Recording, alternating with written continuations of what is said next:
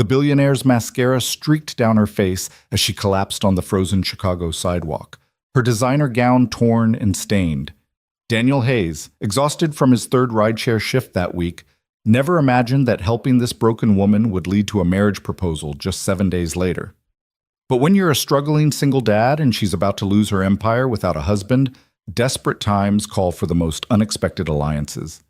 Dear viewers, follow me through this incredible journey of two broken souls finding each other in the most unlikely circumstances. And please, comment below which city you're watching from. I love seeing how far these stories travel across the world. The dashboard clock glowed 11:47 p.m. as Daniel Hayes rubbed his tired eyes, willing himself to stay alert for just one more fare. 3 more rides, he told himself, and he could call it a night. The math was simple and cruel. Each ride meant another $10 or $15 toward Max's school supplies, toward keeping the electricity on, toward the mountain of medical bills that still arrived monthly like clockwork, 2 years after Sarah's death. Chicago in February was unforgiving, and tonight was no exception. The temperature had dropped to 12 degrees, and even with the heater running full blast, Daniel could feel the cold seeping through the worn seals of his 2015 Honda Accord. He'd bought it used 3 years ago when life was different, when Sarah was still alive and they'd needed a reliable family car. Now it was his office, his lifeline, the barrier between stability and complete financial ruin. His phone buzzed with another ride request. Daniel glanced at the pickup location, the Magnolia Tower, one of those gleaming skyscrapers in the Loop where people paid more in monthly HOA fees than he made in a year. He accepted without hesitation. Rich passengers usually tipped well, especially late at night when they'd been drinking. The drive from his current location in Lincoln Park took 15 minutes. Daniel used the time to check his phone at red lights, looking at the photo he kept as his wallpaper, Max grinning, gap-toothed at the camera, holding up his latest science project. 8 years old and already talking about becoming an astronomer. The kid was brilliant, scary brilliant, the kind of brilliant that made Daniel simultaneously proud and terrified because he knew he couldn't afford the kind of education Max deserved. As he turned onto Michigan Avenue, the Magnolia Tower rose before him like a monument to everything he'd never have. 68 floors of glass and steel, with a lobby that probably cost more to decorate than his entire apartment building was worth. He pulled up to the valet area, hazard lights blinking, and scanned for his passenger. That's when he saw her. At first, Daniel thought it was a pile of fabric someone had dropped, maybe dry cleaning that had fallen from a car. But then the fabric moved, and he realized with a start that it was a woman, slumped against the building's marble facade, barely conscious. He threw the car into park and jumped out, the cold hitting him like a physical blow. As he got closer, the scene became more surreal. The woman was wearing what must have been a $10,000 evening gown, emerald green silk that caught the light from the street lamps. But the dress was torn at the shoulder, stained with what looked like red wine, and her feet, Jesus, her feet were bare, her designer shoes nowhere to be seen. "Ma'am!" Daniel knelt beside her, his breath forming clouds in the frigid air. "Ma'am, are you okay?" She lifted her head slowly, and even in her disheveled state, she was striking. High cheekbones, dark hair that had probably been in an elegant updo hours ago, but now hung in tangled waves around her shoulders. Her makeup was ruined, mascara creating dark rivers down her cheeks, lipstick smeared like she'd been crying against her hands. "I'm fine," she slurred, trying to push herself up and failing spectacularly. Perfectly fine." The smell of alcohol was overwhelming, not just wine, but whiskey, champagne, the kind of mixing that only happened at corporate events where the bar was open and the pressure was high. "You're not fine," Daniel said firmly. "You're drunk and it's 12 degrees out here. Where are your shoes?" She looked down at her feet as if noticing for the first time that they were bare. "Bradley took them," she said, and then laughed. A broken sound that was more sob than humor. "Said I couldn't run away in heels. Joke's on him. I can't run barefoot either." Daniel's jaw clenched. He didn't know who Bradley was, but any man who would leave a woman shoeless in February deserved a special place in hell. "Is Bradley your husband? Boyfriend?" "Business partner." She spat the words like they tasted bitter. "Ex-business partner. As of..."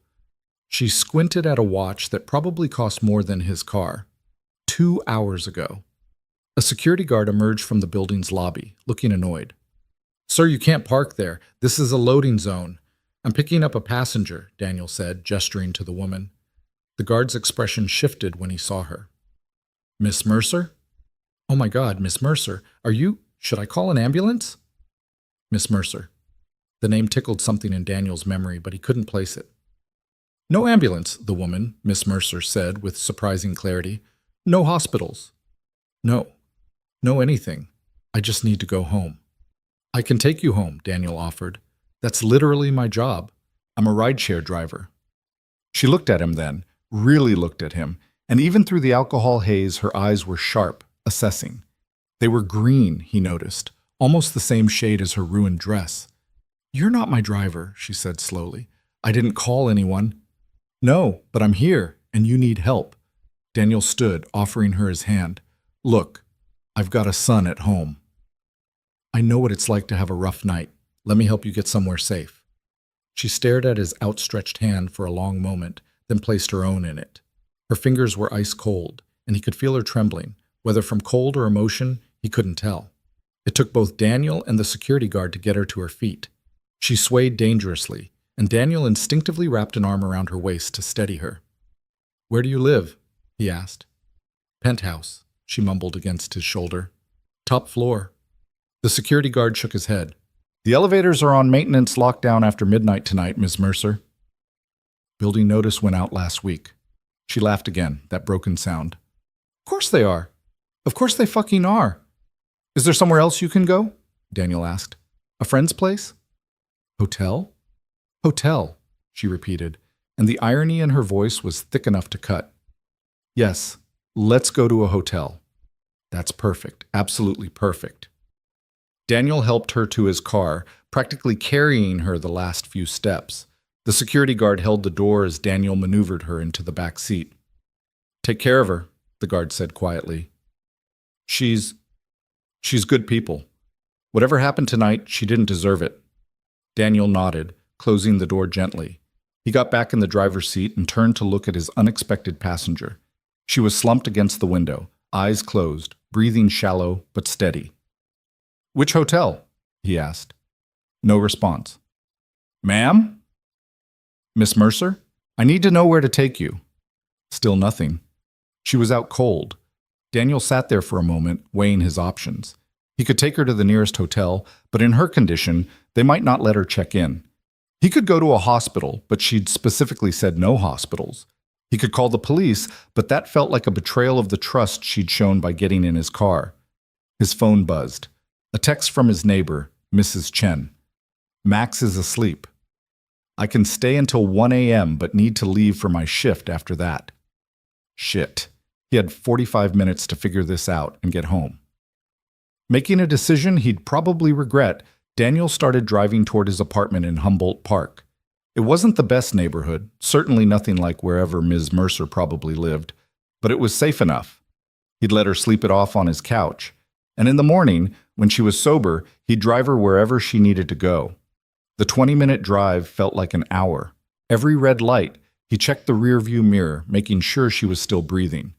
She'd started snoring softly somewhere around Division Street, and the sound was oddly reassuring. His building was a converted 3-flat from the 1920s, brick and sturdy, but showing its age. The front steps were salted but still treacherous with patches of ice. Daniel parked in his usual spot, the one with the broken streetlight that nobody else wanted, and came around to the back door. "Miss Mercer?" He touched her shoulder gently. "We're here. I need you to wake up enough to walk." She stirred, blinking owlishly. "Where?" "My place, just for tonight. You can sleep it off and figure things out in the morning." She should have been alarmed, should have questioned why a strange man was taking her to his apartment. Instead, she just nodded and held out her arms like a child wanting to be picked up. Daniel half carried her up the 3 flights of stairs, grateful that most of his neighbors worked night shifts and wouldn't be around to see this. The last thing he needed was gossip about bringing home a drunk woman in a torn evening gown. Mrs. Chen was sitting on his couch, knitting and watching a Korean drama on her tablet with subtitles. She looked up when Daniel entered, her eyes widening at the sight of his companion. "This is a friend," Daniel said quickly. "She needed help." "Is Max—" "Sound asleep," Mrs. Chen assured him, gathering her things with the efficiency of someone who'd raised 4 kids of her own. "I gave him dinner and helped with his homework." "That boy, he's too smart for his own good, asking me about black holes and event horizons." She paused at the door, looking back at the semi-conscious woman Daniel was supporting. "You be careful, Daniel." "I'm just helping," he said. "That's all." Mrs. Chen's expression said she wasn't entirely convinced, but she left without further comment. Daniel's apartment was small but clean. He made sure of that for Max's sake. 2 bedrooms, 1 bathroom, a combined living room and kitchen that served as the heart of their little home. The walls were covered with Max's drawings and school awards, star charts and NASA posters. He deposited Ms. Mercer on the couch, which had seen better days but was still comfortable.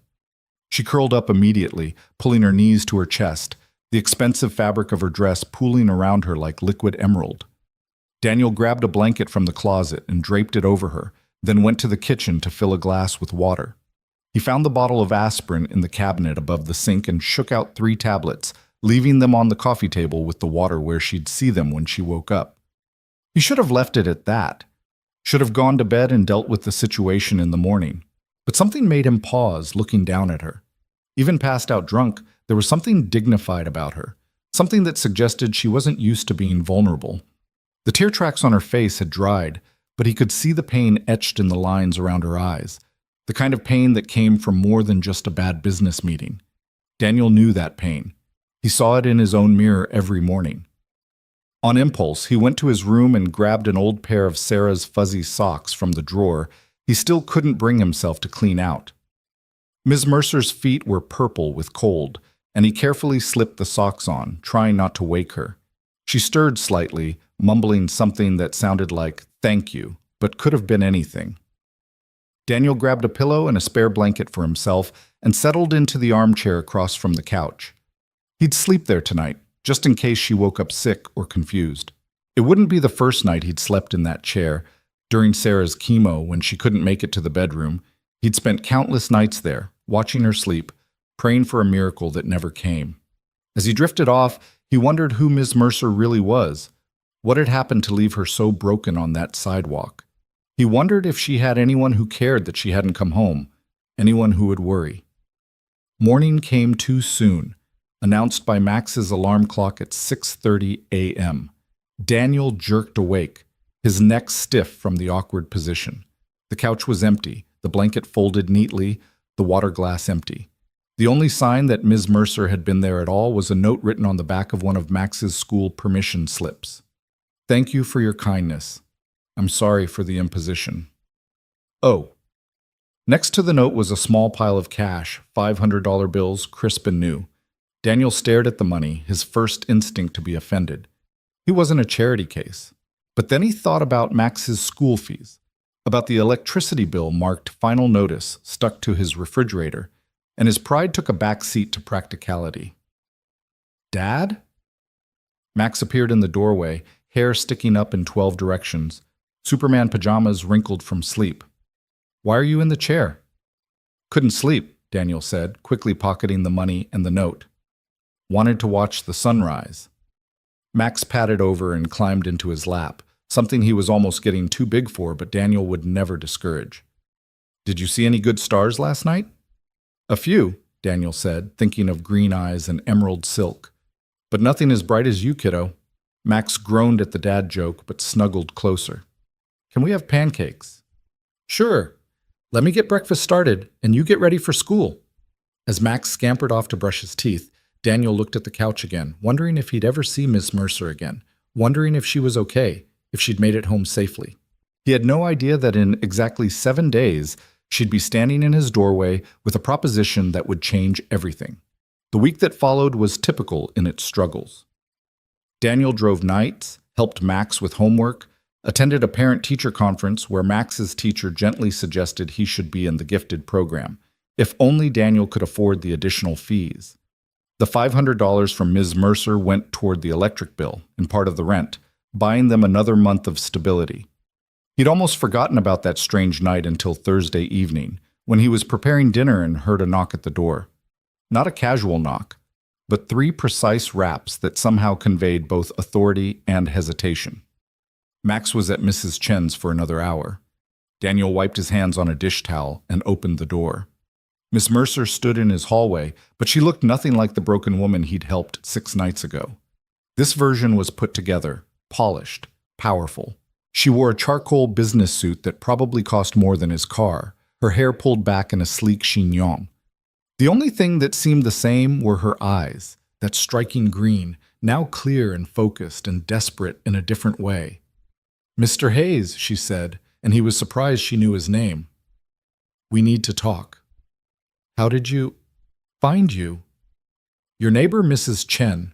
Lovely woman. Very protective of you, by the way. It took some convincing to get your name, and even more to get her to tell me when you'd be home alone." She paused, seeming to gather herself. "May I come in?" Daniel stepped aside, his mind racing. Why was she here?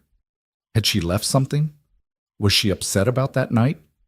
She entered his apartment with the same assessing look she'd given him that night, taking in the modest furniture, the wall of Max's achievements, the general atmosphere of trying hard but barely making it. "Can I get you something to drink?" Daniel offered, falling back on basic hospitality. "Coffee? Water?" "Water would be fine," she said, settling onto the same couch where she'd slept 6 nights ago. Daniel filled a glass, the same glass he realized with a start, and handed it to her. She took a sip, and he noticed her hands were shaking slightly.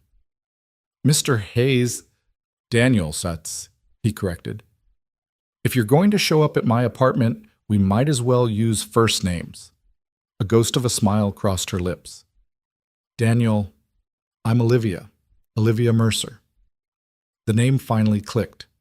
"Mercer Hotels. You're that Olivia Mercer, the one who was in Forbes last month." She nodded. "Among other publications. Though after this week I might be in them for very different reasons." Daniel sat in his armchair, the same one he'd slept in that night. "What happened? If you don't mind me asking." Olivia took another sip of water, clearly stalling. "Have you ever built something from nothing? Spent 15 years of your life creating something meaningful, only to have someone threaten to take it all away because you don't fit their narrow definition of stability?" "I can't say I have," Daniel admitted, "but I know what it's like to lose everything that matters." She looked at him sharply, and he saw her notice the photographs on the mantel. Him, Max, and Sarah at Navy Pier, Sarah's last good day before the cancer took over completely. "Your wife," she said. It wasn't a question. 2 years ago, cancer. "I'm sorry." "Thanks." Daniel leaned forward. "But you didn't come here to talk about my dead wife." "What's going on, Olivia?" She set down the glass and clasped her hands together, knuckles white with tension. "I need to ask you something, and I need you to hear me out completely before you say no." "Okay." "My company is facing a hostile takeover. The Bradley I mentioned that night, Bradley Morrison, he was my CFO. Was, until he decided to orchestrate a coup with our European investors. They claim I'm too much of a risk to lead the company. Unmarried, no children, too focused on work. They want someone with family values running Mercer Hotels." Daniel frowned. "That's bullshit, and probably illegal. It's dressed up in nicer language, of course. They talk about stability, long-term vision, someone who understands the family market. But what they mean is they want a man, or at least a woman who fits their June Cleaver fantasy. So sue them. With what money? They've frozen my assets pending a board review. I have 7 days to present a stability plan that satisfies their concerns, or they vote me out of my own company." She took a breath. "Which brings me to why I'm here." Daniel felt a strange tingling in his spine, like standing too close to the edge of a cliff. "Olivia, I need a husband," she said quickly, like ripping off a Band-Aid. "Within the week. Someone respectable, responsible, someone who makes me look stable and family-oriented, someone they can't find dirt on or pay off." Daniel stood up so fast the chair rocked. "You're asking me to marry you?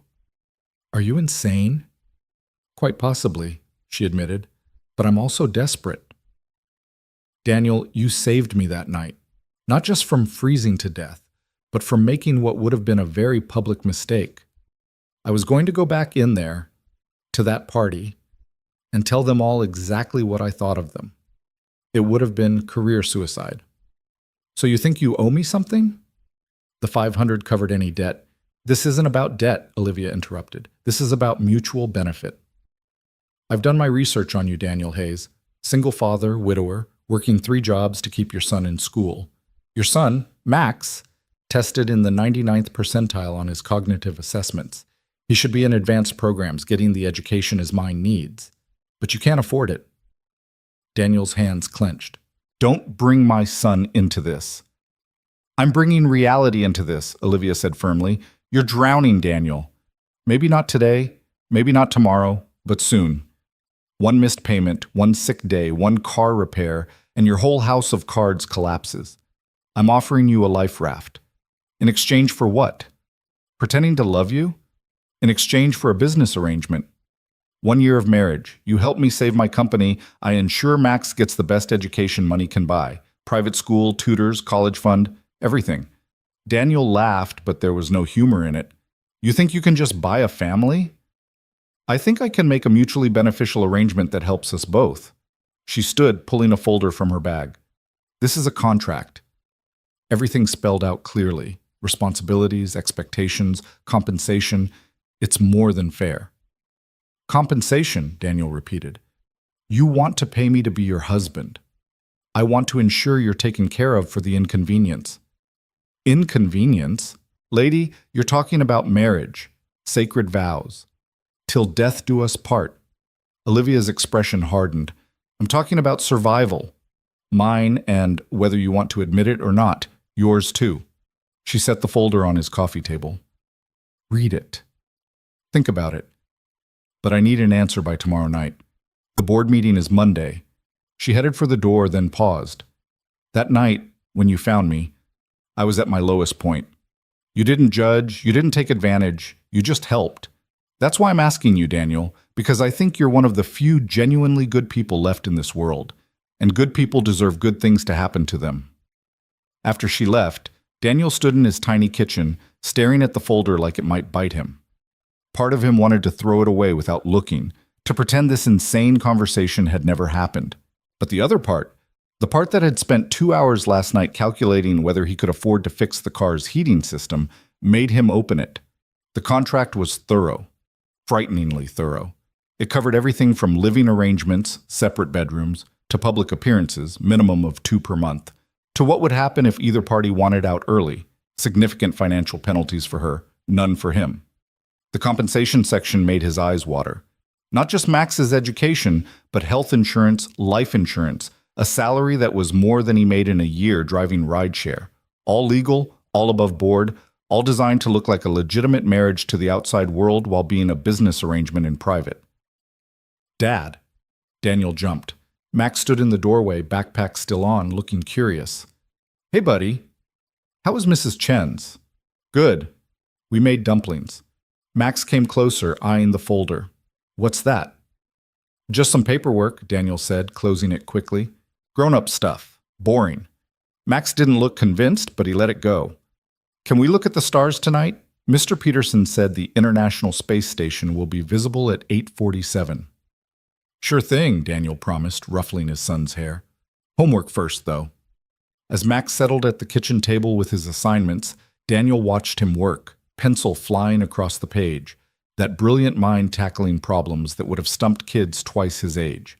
He thought about the gifted program Max couldn't attend, the science camps he couldn't afford, the opportunities slipping away day by day. He thought about Sarah, what she would want for their son. She'd been the practical one, the planner. Promise me, she'd said near the end, when the morphine made her loopy, but somehow clearer too. Promise me you'll do whatever it takes to give Max the life he deserves. I promise, he'd said, holding her hand while she slipped away. Whatever it takes. Daniel looked at the folder again, then at his son, then at the bills stuck to his refrigerator with magnets shaped like planets. Sometimes life didn't give you good choices, just necessary ones. But this? This felt like standing at the edge of that cliff, knowing he was about to jump, knowing he had no idea if there was water or rocks below. He had until tomorrow night to decide. Outside, Chicago rumbled on, indifferent to the small dramas playing out in tiny apartments, to the desperate decisions being made by desperate people. The sun set behind the skyline, turning the windows of distant skyscrapers to gold, and Daniel wondered what Olivia Mercer was doing right now, if she was as scared as he was, if she knew what she was really asking. A marriage built on necessity instead of love, a year of pretending, a chance for Max to have everything Daniel couldn't give him. Sarah had asked him to do whatever it takes, but she'd probably never imagined something like this. The next morning came too quickly, and with it, a decision that felt impossible to make. Daniel had barely slept, spending most of the night staring at the contract, reading and rereading each clause while Max slept peacefully in the next room. By the time his alarm went off at 6:30, he'd memorized every word, every provision, every carefully crafted sentence that would bind him to Olivia Mercer for the next year.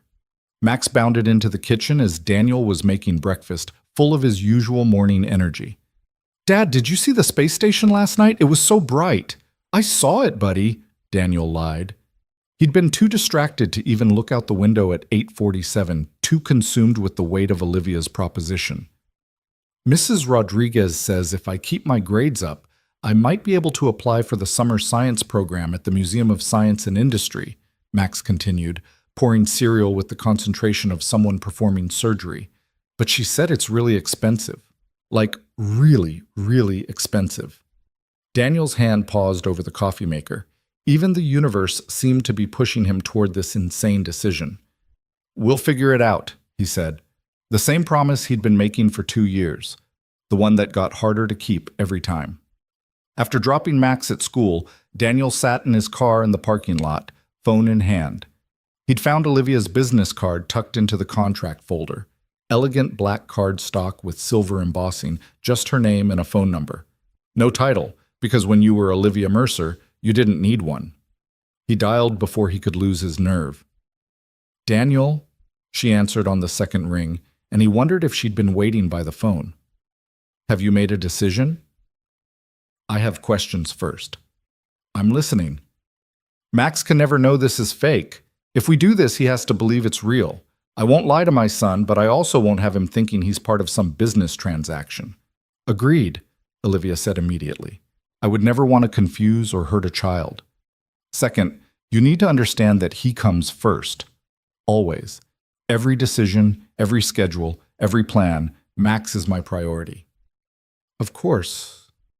I wouldn't expect anything less from a good father." Daniel gripped the steering wheel tighter. "Third, what happens after? When the year is up, you can't just disappear from his life. Kids get attached." There was a pause on the other end. "I'll ensure there's a transition plan, something that makes sense and doesn't traumatize him." "And fourth," Daniel said, "I need to know why me." "Really why? Chicago's full of out-of-work actors who jump at this chance. Why choose a rideshare driver with baggage?" Olivia was quiet for so long he thought she might have hung up. Then, softly, she said, "Because you didn't have to help me that night. Because you gave me your dead wife's socks to keep my feet warm. Because when you had an unconscious billionaire in your apartment, instead of taking pictures or calling the press or doing any number of things that could have benefited you, you just let me sleep it off and left me water and aspirin." She paused, then continued. "And because when I researched you, I found out that you've been driving Mrs. Chen to her dialysis appointments for free for the past 6 months, that you volunteer at Max's school even though you barely have time to sleep, that your former employer called you the most honest man I've ever met in a reference letter." "You saw my reference letters." "I'm very thorough, Daniel. I had to be sure you were who I thought you were." Her voice grew firmer, more businesslike. "So yes, I could hire an actor. But I need someone the board will believe, someone who won't crack under pressure, someone who has as much to lose as I do if this goes wrong. I need you." Daniel closed his eyes, seeing Max's face when he talked about the science program, seeing the bills piling up, seeing Sarah in her hospital bed making him promise. "Okay," he said, the word falling out before he could stop it. "Okay, I'll do it. Really? The relief in Olivia's voice was palpable. On one condition beyond what's in the contract. Name it. We do this right. If we're going to pretend to be married, we need to make it believable. That means you need to know about Max's favorite dinosaur and his peanut allergy, and the fact that he still sleeps with the stuffed elephant his mom gave him. And I need to know about you, your favorite coffee, your childhood, what makes you laugh. The board's going to look for cracks, right? So we can't have any. You're right, Olivia agreed. When can we start? Daniel looked at his watch. It was 9 a.m. on Friday. The board meeting was Monday. Max has a sleepover at his friend Tommy's house tonight. Can you come by around 7? We can go over everything, practice our story. I'll bring dinner, Olivia said. And Daniel? Thank you. You don't know what this means. But he thought maybe he did. Desperation recognized desperation, after all. The rest of the day passed in a blur. Daniel went through the motions. Grocery shopping, laundry, cleaning the apartment. But his mind was elsewhere, trying to process what he'd just agreed to. He was going to marry Olivia Mercer. In less than 72 hours, he was going to stand in front of someone and pledge his life to a woman he'd known for exactly 1 week. Sarah would either laugh or cry. Maybe both. When he picked Max up from school, his son was buzzing with excitement about the sleepover. Tommy's mom said we could make pizza and watch movies and stay up until 10. 10, Dad? That's so late.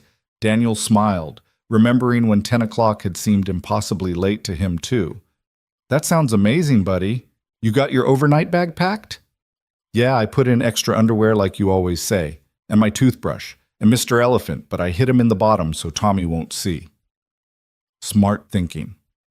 After dropping Max off with multiple hugs and promises to pick him up in the morning, Daniel returned to his apartment to find Olivia already there, standing in the hallway with 2 large bags of what smelled like Chinese food.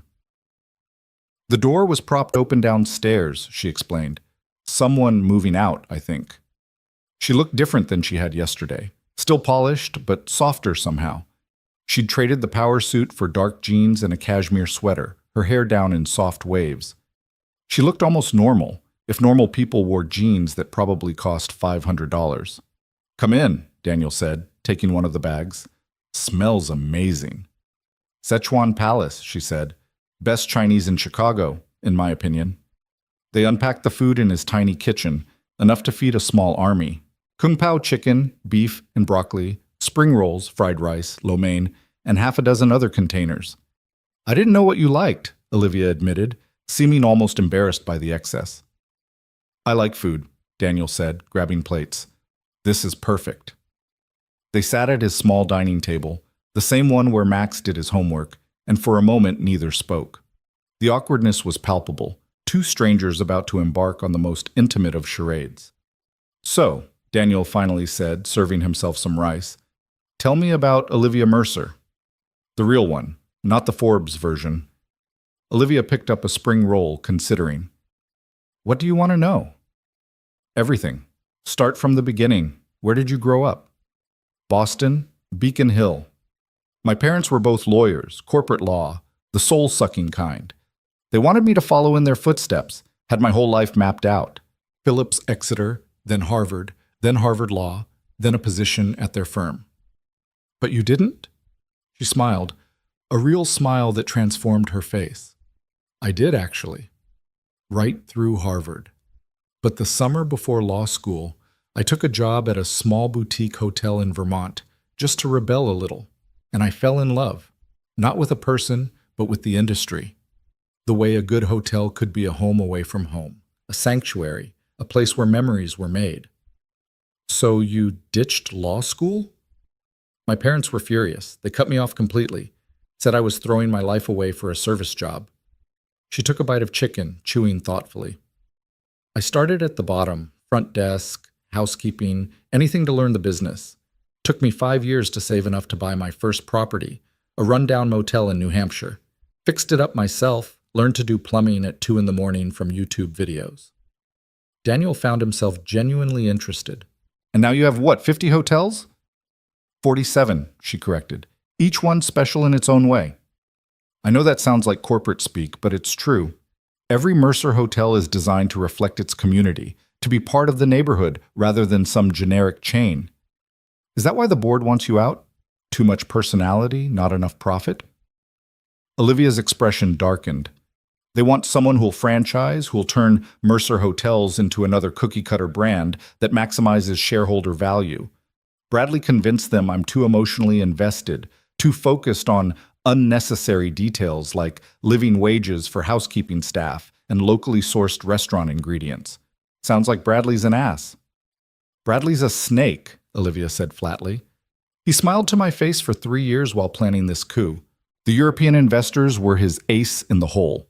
Conservative old money types who think a woman without a family can't possibly understand the hospitality industry. Even though you built it from nothing. Especially because I built it from nothing. It threatens them, the idea that someone like me could succeed without their approval, without following their rules. They ate in comfortable silence for a moment, then Olivia turned the tables. Your turn. Tell me about Daniel Hayes. Daniel set down his fork. Not much to tell. Grew up here in Chicago, South Side. Parents were good people. Dad worked construction. Mom was a teacher. They died in a car accident when I was 22. I'm sorry.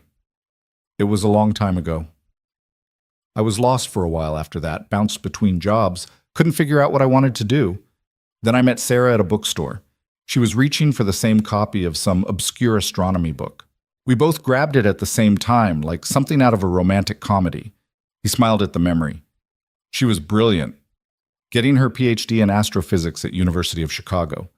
I was working at a coffee shop, feeling like an idiot next to her, but she never made me feel that way. She said I was the only person who could make her laugh when she was stressed about her dissertation. How long were you married? 6 years. We got married right after she defended her thesis. Small ceremony in her advisor's backyard. She wore her grandmother's dress and Converse sneakers because she said heels were a tool of the patriarchy. Olivia laughed, a genuine sound that filled the small space. We had Max a year later. He was planned. Sarah had everything planned. She wanted to have a baby while she was doing her postdoc so she could take advantage of the university's maternity leave. Even had his college fund started before he was born. Daniel's voice grew quieter. The cancer diagnosis came when Max was 5. Stage 3 ovarian. They said it was aggressive but treatable. Sarah fought it with everything she had. Chemo, radiation, clinical trials. She lasted 18 months, which the doctor said was a miracle. She sounds amazing. She was. And she'd probably think this whole situation was hilarious. She always said I was too noble for my own good, that sometimes you had to play dirty to get ahead. He looked at Olivia directly. So how do we do this? How do we convince your board that we're madly in love? Olivia pulled out an iPad. I've prepared a timeline. We need a believable story that can withstand scrutiny. For the next 2 hours, they crafted their fiction. They'd met 3 months ago when Daniel had been her rideshare driver, close enough to the truth. They'd started talking, discovered a connection, began meeting for coffee. Things had progressed quickly. When, you know, the recent engagement had been private, romantic, just the two of them, because that's what felt right. We'll need rings, Olivia said, making notes. I still have Sarah's, Daniel offered, then immediately felt weird about it. I mean, not to wear, but we'll get new ones, Olivia said gently. This is complicated enough without bringing your late wife's ring into it. They covered everything. How he'd proposed, quietly, at home, nothing flashy. Where they planned to live, her penthouse during the week. His apartment on weekends so Max could maintain stability. Future plans, taking it one day at a time, focused on Max's adjustment. We need photos, Olivia said suddenly. Couples have photos. We could take some now. She looked around his apartment, then at him. We look like we're having a business meeting. We need to look like we're in love. Daniel thought for a moment, then stood and went to his closet. He came back with a bottle of wine. A nice one, something Sarah's colleagues had given them that they'd been saving for a special occasion that never came. Liquid courage? He suggested. Olivia smiled. God, yes. 2 glasses of wine later, they were both more relaxed. Olivia had kicked off her designer boots and was sitting cross-legged on his couch, looking through Max's photo album and asking questions about each picture. He really loves space, doesn't he? She said, noting the consistent theme. Gets it from his mom. Sarah used to take him to the Adler Planetarium every weekend. He knows more about the solar system than most adults. I could get him an internship there, Olivia said thoughtfully. I know the director. You can't buy his affection, Daniel warned. I'm not trying to. I want him to like me. Is that stupid? Daniel looked at her, really looked at her. In the soft light of his living room, slightly buzzed from wine, she looked vulnerable in a way that had nothing to do with business deals or hostile takeovers. It's not stupid. But Max doesn't care about internships or connections. He cares about people who listen when he talks about black holes, who don't get impatient when he explains something for the 10th time, who remember that he hates tomatoes but loves tomato sauce. Noted, Olivia said seriously, like she was mentally filing it away. They took photos with Daniel's phone, selfies on the couch, Olivia laughing at something he said, him looking at her with what he hoped passed for adoration. After a few attempts, they started to look natural, comfortable even. We need a kissing photo, Olivia said, and the temperature in the room seemed to shift. Do we? Couples have kissing photos, Daniel. The board will expect to see evidence of physical affection. She was right, of course. But knowing that didn't make it less awkward when she leaned in, when he could smell her perfume, something expensive and subtle, when her hand touched his cheek to angle his face toward the camera. Ready? She asked, and he nodded, not trusting his voice. The kiss was supposed to be quick, just for the photo, but her lips were softer than expected, and she made a small sound of surprise that made him deepen it instinctively, his hand coming up to tangle in her hair. For a moment, just a moment, it felt real. Then his phone clicked, the photo taken, and they pulled apart. That was... Olivia started, then stopped, her cheeks flushed. Yeah, Daniel agreed, not sure what he was agreeing to. They both looked at the phone. The photo was perfect, intimate, genuine, the kind of photo real couples had. No one would question it. We should practice, Olivia said suddenly. Physical affection, I mean. If we're awkward in public, people will notice. You're right, Daniel said, even though every part of him was screaming that this was a bad idea. We need to be comfortable with each other. So they practiced, holding hands while they cleaned up dinner, Olivia leaning against him while they watched TV, his arm around her shoulders. Small touches that couples did without thinking but felt monumental between two strangers playing pretend. By the time Olivia left at midnight, they'd established a routine, a rhythm that almost felt natural. Tomorrow, we get the rings, she said at the door. And Sunday, we get married. Sunday? Daniel nearly choked. The board meeting is Monday. When else would we do it? We need the marriage certificate to be real. She was right. Of course she was right. But Sunday was in 36 hours. City Hall is closed on Sundays, he pointed out. I have a judge who owes me a favor. He'll do it privately, make it official. You have judges who owe you favors? I have a lot of people who owe me favors, Daniel. That's how I built my empire. She paused, looking up at him. Are you sure about this? Once we sign those papers, there's no going back. At least not for a year. Daniel thought about Max, about promises made to dying wives, about the stack of bills that never seemed to get smaller, no matter how many hours he worked. I'm sure, he lied. Olivia nodded, then surprised him by rising up on her toes and kissing his cheek. Thank you, she whispered. I know this is insane. I know I'm asking too much. But thank you. After she left, Daniel stood in his apartment that still smelled like Chinese food and expensive perfume, wondering what Sarah would say if she could see him now. He touched his cheek where Olivia had kissed it, then his lips where they'd kissed for the photo, and tried not to think about how long it had been since someone had touched him with anything approaching tenderness. Saturday morning came with Max calling at 7 a.m., begging to stay at Tommy's for a few more hours. They were building a fort, apparently, and it wasn't done yet. Daniel agreed, grateful for the extra time to process everything. Olivia picked him up at noon in a car that cost more than most people's houses, a black Mercedes that purred like a well-fed cat. She was wearing sunglasses and had her hair pulled back, looking every inch the billionaire she was. Ready to go ring shopping? She asked, and the casualness of the question belied its weight. The jewelry store she took him to wasn't Tiffany or Cartier. It was a small, discreet place in Lincoln Park that apparently specialized in custom pieces for people who didn't want their purchases ending up in society columns. Miss Mercer, the owner, an elderly man with knowing eyes, greeted them.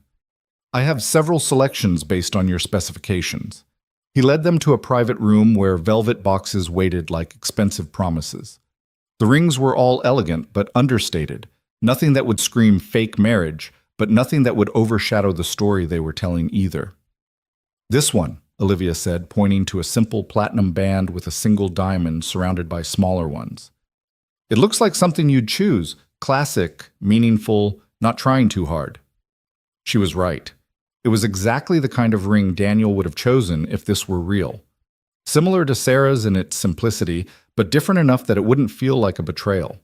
His ring was a plain platinum band, heavy and solid. When he slipped it on to check the size, it felt strange, foreign. He hadn't worn a ring in 2 years, had taken his off the day after Sarah's funeral when the weight of it felt like it might pull him under.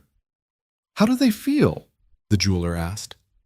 Like they belong, Olivia lied smoothly, and Daniel nodded in agreement. They left with the rings in their boxes, marriage scheduled for tomorrow afternoon, and Daniel felt like he was in free fall, except instead of falling down, he was falling forward, into a future he couldn't quite see. I need to tell Max something, he said as Olivia drove him home. About us. He can't just come home to a stepmother with no warning. What will you say? The truth, mostly. That we met, that we care about each other, that things move fast, but sometimes that happens. He's 8, not stupid. He'll have questions. Do you want me there when you tell him? Daniel considered this. No, I think it needs to be just us first. But maybe you could come for dinner tomorrow, after the ceremony? We could all eat together, start building something that feels normal. I'd like that, Olivia said, and she sounded like she meant it. When Daniel picked Max up from Tommy's, his son was exhausted but happy, covered in blanket fort dust and the remains of what looked like an epic pancake breakfast. Did you have fun? Daniel asked as they drove home. The best! Tommy's dad made pancakes that looked like Death Stars, and his mom let us stay up until almost 11 watching movies. 11? That's practically morning. I know. Max yawned hugely. Dad, can I ask you something? Always. Are you lonely? Because Mrs. Chen says you're lonely, and that's why you work so much. Daniel's hands tightened on the steering wheel. Why would Mrs. Chen say that? I heard her talking to Mr. Rodriguez. She said you need to find someone, like how Tommy's dad found Tommy's stepmom after his first mom left. This was it. The opening he needed, delivered by his well-meaning neighbor via his 8-year-old son. Actually, buddy, there's something I want to talk to you about. Someone I want you to meet. Max sat up straighter. Are you dating someone? I am. Her name is Olivia, and she's become very important to me. How come I haven't met her? Because I wanted to be sure first. Sure that she was someone special, someone who would be good for both of us. Max was quiet for a long moment.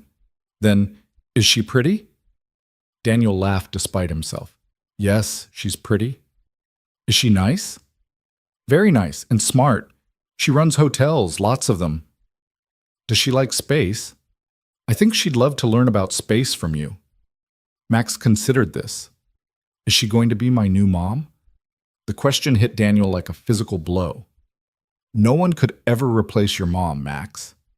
No one. But Olivia could be a bonus person. Someone else who cares about you, who wants good things for you. Like Tommy's stepmom? Kind of like that, yeah. Will she live with us? Some of the time. We're still figuring it all out, but Max, buddy, I need you to know that you're still my #1 priority. Nothing about that changes. If you're not comfortable with this, we'll figure something else out. Max was quiet for so long that Daniel started to worry. Then, in a small voice, his son asked, Do you love her? Daniel thought about lying, about saying yes unequivocally, but this was his son, the person he'd never lied to about anything important. I care about her, he said carefully, and sometimes, when grown-ups have been hurt, caring is how love starts. Does that make sense? Like how I didn't like Tommy at first, but now he's my best friend? Something like that. Okay, Max said simply. Can we have pizza for dinner? And just like that, Daniel's 8-year-old had accepted what was about to happen with more grace than Daniel himself had managed. That evening, while Max was absorbed in a documentary about Mars, Daniel texted Olivia about the conversation. She responded immediately. He sounds amazing. I'm terrified of meeting him tomorrow. Don't be. Just be yourself. Myself is a workaholic with no experience with children. Then be that. He appreciates honesty more than false enthusiasm. There was a pause, then, what if he hates me? Daniel looked at his son, curled up on the couch with his stuffed elephant barely hidden under a throw pillow, completely absorbed in learning about Martian soil composition. He won't. Just remember the tomato thing. Sunday arrived gray and cold with the kind of wind that cut through even the warmest coat. Daniel dressed carefully in his only suit, the one he'd worn to Sarah's funeral, though he tried not to think about that. Max was at Mrs. Chen's for the afternoon, bribed with the promise of her homemade cookies and cartoons. Olivia picked him up at 2 o'clock, and she looked radiant wasn't the right word. She looked determined, like a general preparing for battle. She wore a cream-colored dress, simple but elegant, with her grandmother's pearl necklace, something old, she explained, trying to bring some tradition to their untraditional union. The judge's chambers were in a brownstone in Hyde Park, book-lined and smelling of leather and old paper. Judge Harrison was a distinguished black man in his 60s who greeted Olivia with genuine warmth. I never thought I'd see the day, he said, shaking Daniel's hand. Olivia Mercer, getting married. And in such a rush, too. When you know, Olivia said, threading her arm through Daniel's. The ceremony was brief, clinical almost. They stood before the judge's desk while he read the traditional vows, though nothing about this was traditional. Daniel's hands shook as he slipped the ring onto Olivia's finger. Hers were steadier, but he could feel her pulse racing when she held his hand. Do you, Daniel James Hayes, take Olivia Catherine Mercer to be your lawfully wedded wife? I do, Daniel said, the words scraping past the lump in his throat. Do you, Olivia Catherine Mercer, take Daniel James Hayes to be your lawfully wedded husband? I do, she said, her voice strong and clear. By the power vested in me by the state of Illinois, I now pronounce you husband and wife. You may kiss the bride. This kiss was different from the practice one. This one was legal, binding, witnessed. Daniel cupped Olivia's face gently, feeling the weight of the moment, the magnitude of what they'd just done. Her lips trembled against his, and when they pulled apart, her eyes were bright with unshed tears. Congratulations, Judge Harrison said, though his expression suggested he knew something was off about this union. I'll file the paperwork first thing tomorrow morning. It'll be official before your board meeting, Olivia.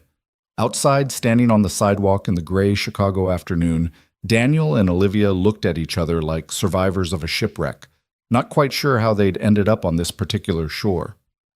We did it, she said, sounding dazed. We did. We're married. We are. They stood there for a moment, the reality settling over them like snow, quiet and inevitable. We should go get Max, Olivia said finally. Have that dinner. Are you ready for this? No, she admitted, but I don't think I ever would be. They drove to Daniel's apartment first to drop off his car, then to Mrs. Chen's to collect Max. Daniel's neighbor took one look at them standing together and raised an eyebrow that said she knew something was up, but wouldn't ask questions in front of the boy. Max, Daniel said, this is Olivia. Max looked up at her with those serious eyes that were so much like Sarah's, assessing. Olivia, to her credit, didn't try too hard. She simply offered her hand for a shake. Hi, Max. Your dad's told me a lot about you. I hear you're interested in astronomy. Astrophysics, actually, Max corrected. Astronomy is just looking at stars. Astrophysics is understanding them. My mistake, Olivia said seriously. I'd love to learn the difference if you're willing to teach me. Max considered this. Do you know what a black hole is? A region of space where gravity is so strong that nothing can escape? That's the simple version, Max said, but Daniel could see he was impressed. There's actually a lot more to it. Like, Did you know there's a supermassive black hole at the center of every galaxy? I didn't know that, Olivia said, and whether she did or didn't, she sounded genuinely interested. How massive is supermassive? And just like that, Max was off, explaining event horizons and singularities while they walked to the restaurant Olivia had chosen. A family place. Nothing fancy. The kind of spot where kids could be kids without anyone giving dirty looks. Dinner was surprisingly easy. Max dominated the conversation, testing Olivia with increasingly complex space facts, and she kept up admirably, asking questions that showed she was actually listening. When Max mentioned the summer science program at the museum, Olivia didn't offer to pay for it or mention her connection to the director. She just said it sounded amazing and asked what he hoped to learn there. "You're different than I thought you'd be," Max announced as they waited for dessert. "Different how?" Olivia asked. "Dad said you run hotels. I thought you'd be all fancy and boring, but you're only a little fancy." "Only a little?" Olivia laughed, and it was genuine, warm. "I'll take that as a compliment." "Are you going to marry my dad?" Daniel choked on his water. They hadn't discussed how to handle this, when to tell Max about the marriage that had already happened. Olivia looked at Daniel, then back at Max. "Would that be okay with you?" "If I did?" Max shrugged, but Daniel could see him thinking hard. "I guess. As long as things don't get weird." "Weird how?" "Like Tommy's house got weird when his stepmom moved in. Suddenly he had to eat vegetables at every meal and couldn't watch TV after 7. "I don't care about vegetables," Olivia said solemnly, "and I barely know how to operate a TV." "Really?" "Really. I mostly just work. Your dad's helping me learn how to do other things, fun things." "Like what?" "Well, tonight he's teaching me how to have dinner with the world's foremost 8-year-old astrophysicist." Max giggled, actually giggled, and Daniel felt something in his chest loosen just a fraction. After dinner, they went back to Daniel's apartment. Max showed Olivia his room, his telescope, his collection of NASA mission patches. She asked about each one, and when Max offered to let her look through the telescope at the moon, she accepted with what seemed like genuine enthusiasm. "The moon's in its waxing gibbous phase," Max explained, adjusting the eyepiece for her. "See the dark parts? Those are called Maria, which means seas in Latin, but they're not really seas, they're volcanic plains." "It's beautiful," Olivia said softly, and when she pulled back from the telescope, Daniel saw wonder on her face. "I've never really looked at it before. Not like this." "Most people don't," Max said matter-of-factly. "They're too busy looking at their phones." By the time Olivia left, Max had extracted a promise that she'd come back Tuesday night for the lunar eclipse, and that she'd bring Chinese food from that place with the good spring rolls Dad always talks about but says is too expensive. "So?" Daniel asked after Max had gone to bed. They stood at his door, Olivia gathering her coat and purse. "So what?" "How do you think it went?" "I think your son is extraordinary," she said, "and I think I'm in way over my head. Join the club." She smiled, small and tired. "We're really doing this." "We really are. Tomorrow's the board meeting. You ready?" "I have to be." She touched the ring on her finger, twisting it nervously. "Daniel, what if they see through it? What if they know? Then we deal with it. Together. That's what married people do, right?"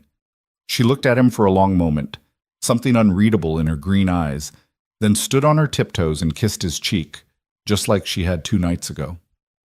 "Thank you," she whispered, and then she was gone, leaving Daniel standing in his doorway wearing a wedding ring that still felt foreign on his finger.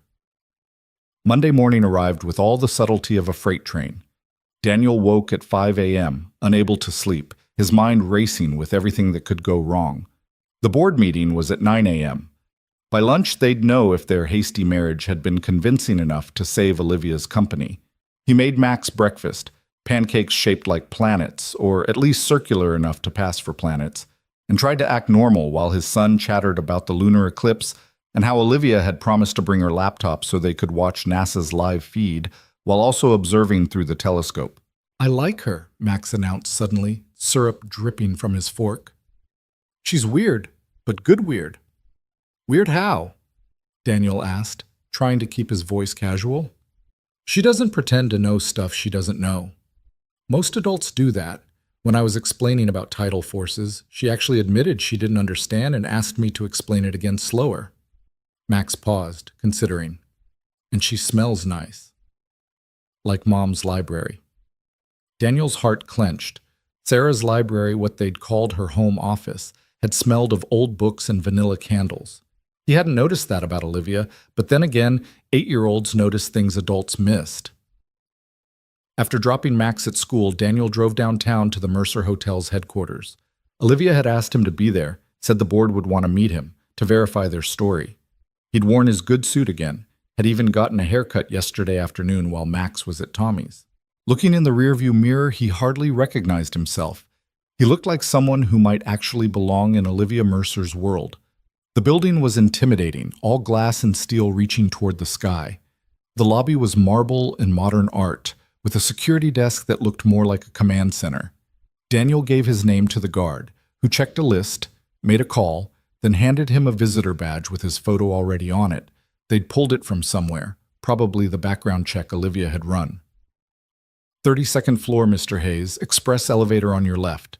Miss Mercer is expecting you. The elevator ride made his ears pop. When the doors opened, he stepped into a world of hushed conversations and expensive suits. The reception area was all clean lines and fresh flowers, with a view of the city that made him dizzy. Mr. Hayes? A young woman appeared at his elbow, tablet in hand, wearing the kind of professionally pleasant expression that gave nothing away. I'm Jennifer, Ms. Mercer's assistant. She's in the boardroom, but she asked me to bring you to her office to wait.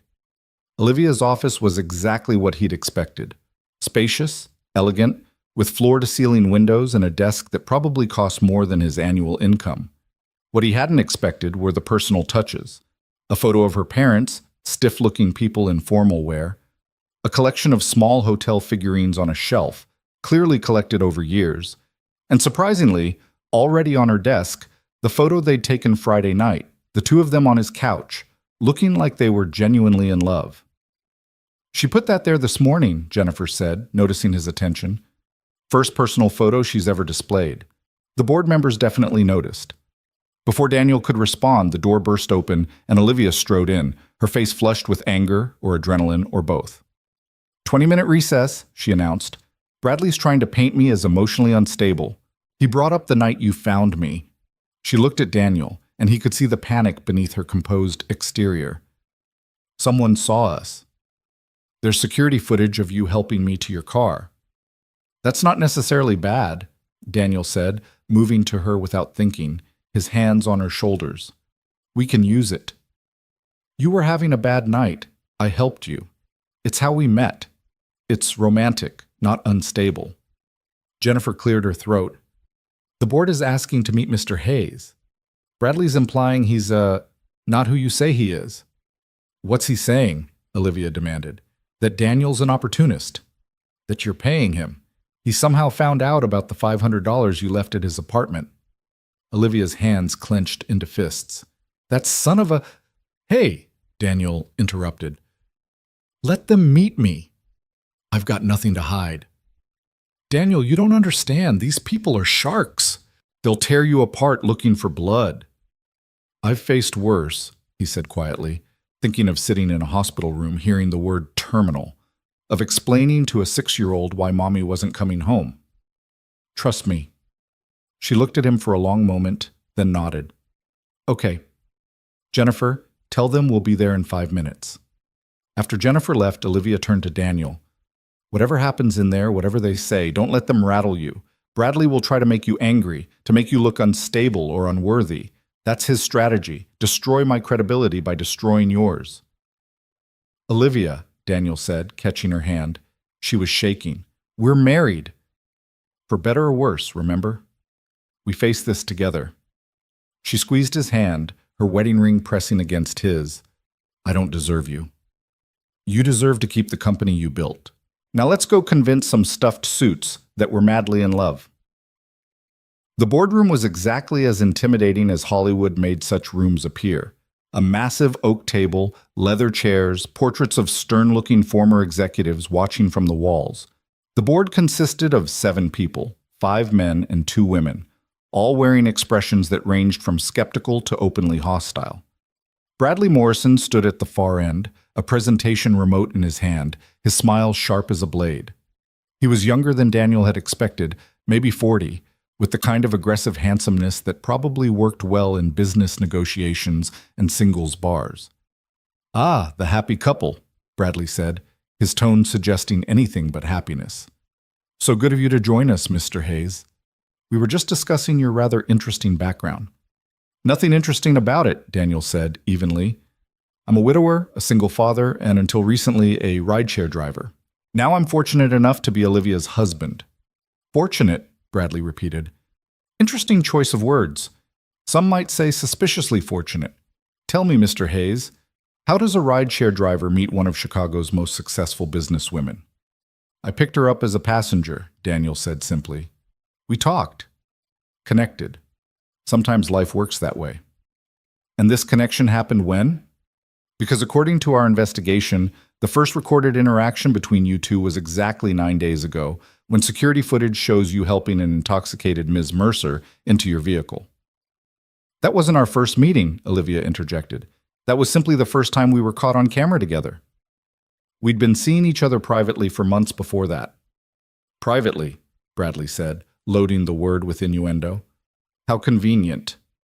No witnesses, no proof, just your word." An older man at the table, wearing a bow tie and wire-rimmed glasses, raised his hand slightly. "If I may, Bradley." "Mr. Hayes, you were married before?" "Yes, sir. My wife Sarah passed away 2 years ago from cancer." "And you have a son?" "Maximum. He's 8. The man, his nameplate read Harrison Whitfield III, studied Daniel carefully. "It seems rather quick, doesn't it? Meeting someone, marrying them, all while you have a young son to consider." "With respect, Mr. Whitfield, when you've lost someone you love, you learn that time isn't guaranteed. When I met Olivia, when I realized what we could have together, I didn't want to waste any more time. And as for Max, he was my first consideration. Olivia's been wonderful with him." "Has she now?" Bradley jumped in. "This woman who's never had children, who works 80-hour weeks, who's been photographed at charity events with a different date every time, suddenly she's playing mommy to your kid." Daniel felt his temper rise but kept his voice level. "She's not playing anything. She's building a relationship with my son, slowly and respectfully. And those dates you mentioned? I know about them. We've discussed her past, just like she knows about mine." "Including your financial past?" Bradley pulled up a slide on the screen behind him. Daniel's credit report, his bank statements, the mountain of medical debt. "Seems like marrying Ms. Mercer solved a lot of problems for you." "My late wife's medical bills aren't a secret," Daniel said. "And yes, Olivia's financial stability is welcome. But if you think I married her for money, you don't know either of us." "Then help us know you," one of the women said, Constance Fairfield, according to her nameplate. "Tell us about your relationship. Convince us this isn't what it looks like." Daniel looked at Olivia, who nodded slightly. He took a breath, then spoke from his heart. "I met Olivia 3 months ago when she requested a ride from the Palmer house to her office. It was raining, I remember, one of those October storms that makes the city feel like it's washing itself clean. She was on the phone when she got in, dealing with some crisis in Detroit. A hotel manager had quit without notice. But when she hung up, she apologized for being rude, for treating my car like an office.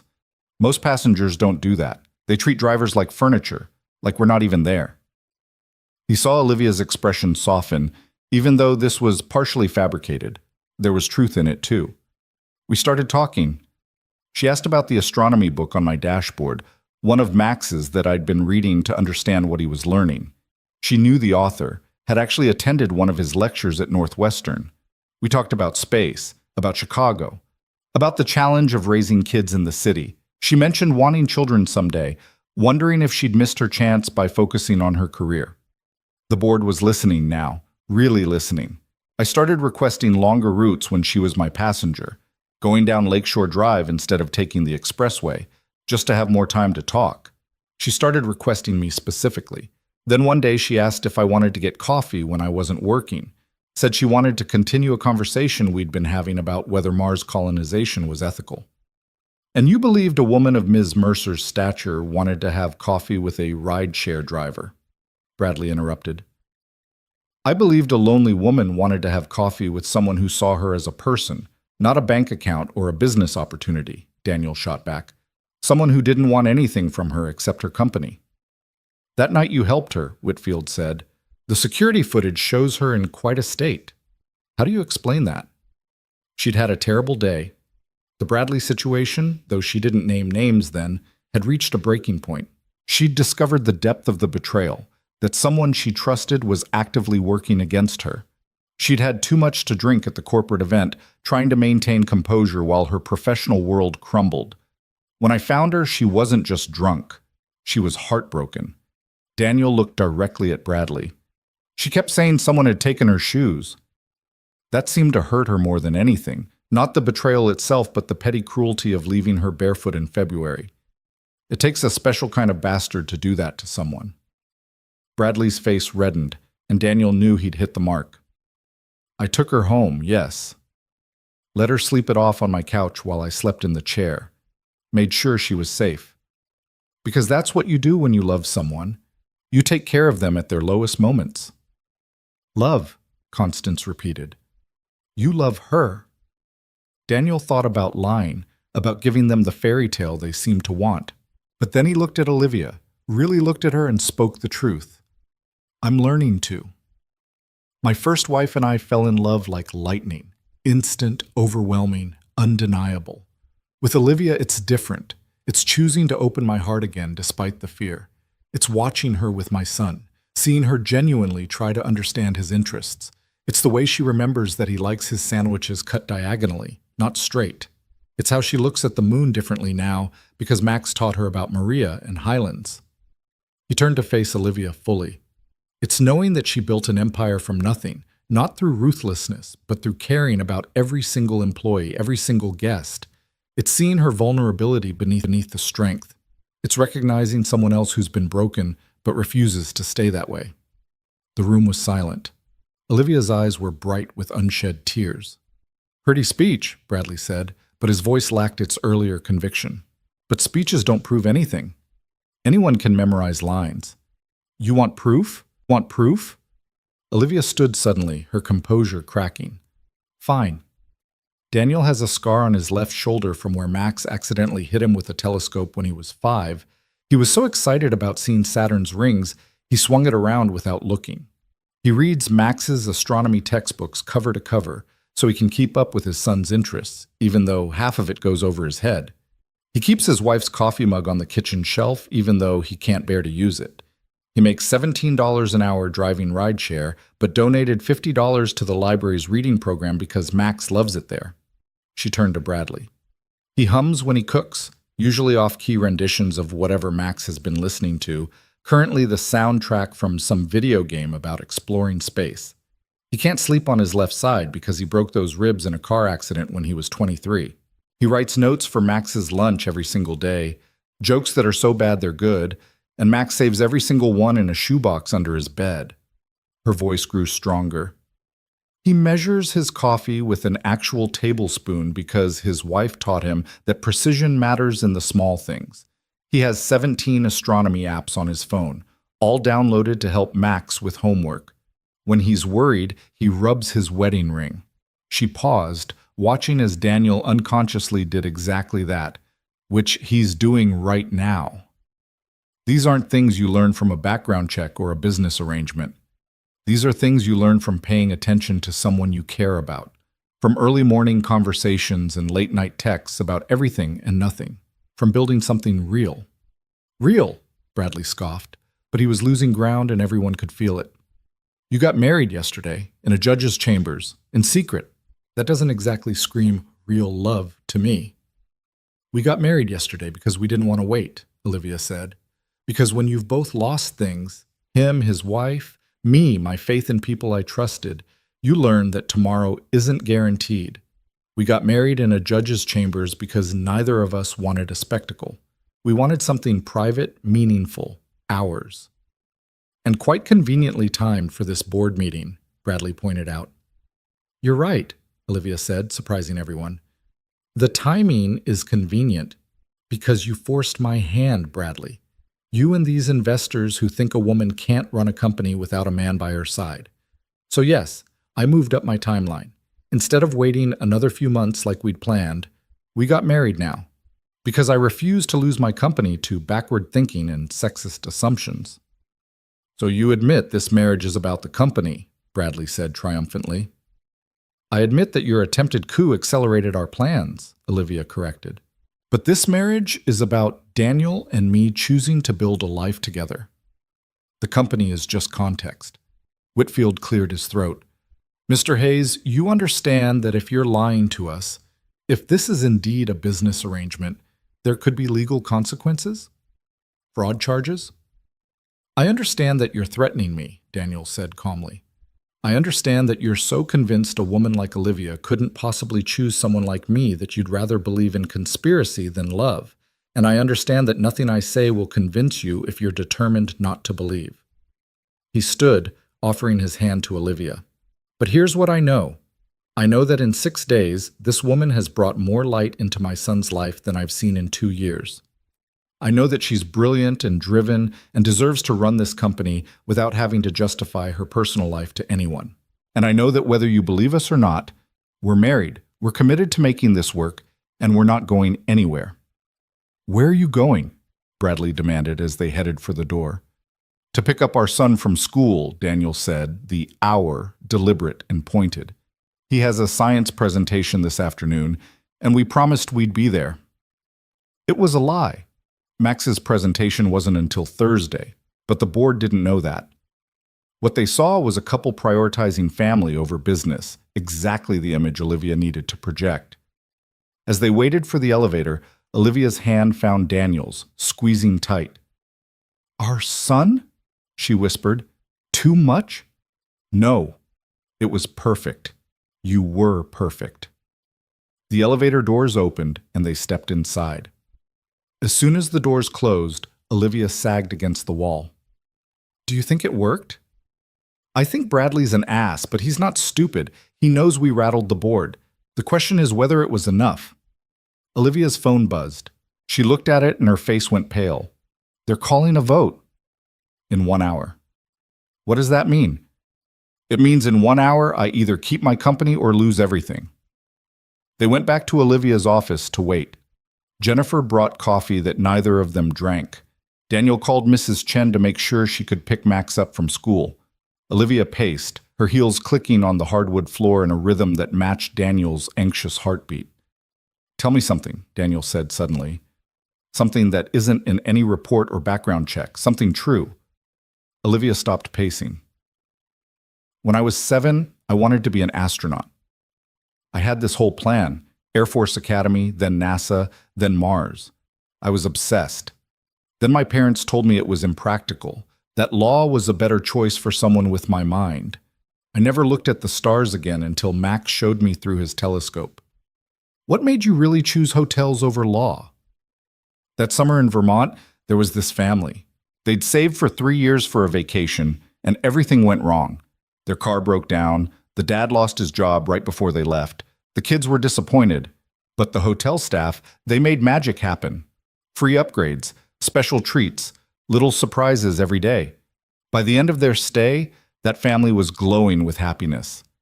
I realized then that hotels weren't just about rooms and amenities. They were about creating moments, providing sanctuary, making memories possible. She sat down beside him on the leather couch.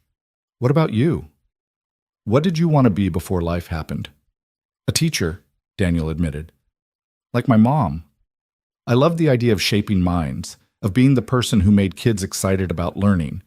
But then my parents died, and I needed money more than I needed dreams. Sarah used to say I should go back to school, get my degree.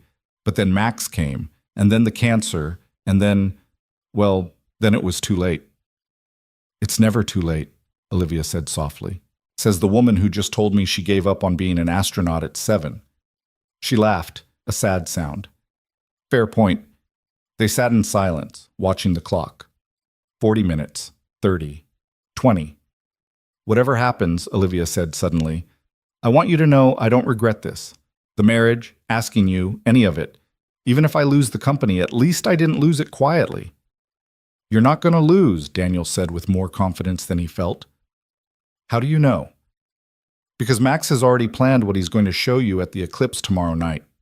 He made a chart and everything, and Max's plans have a way of working out. 10 minutes, 5.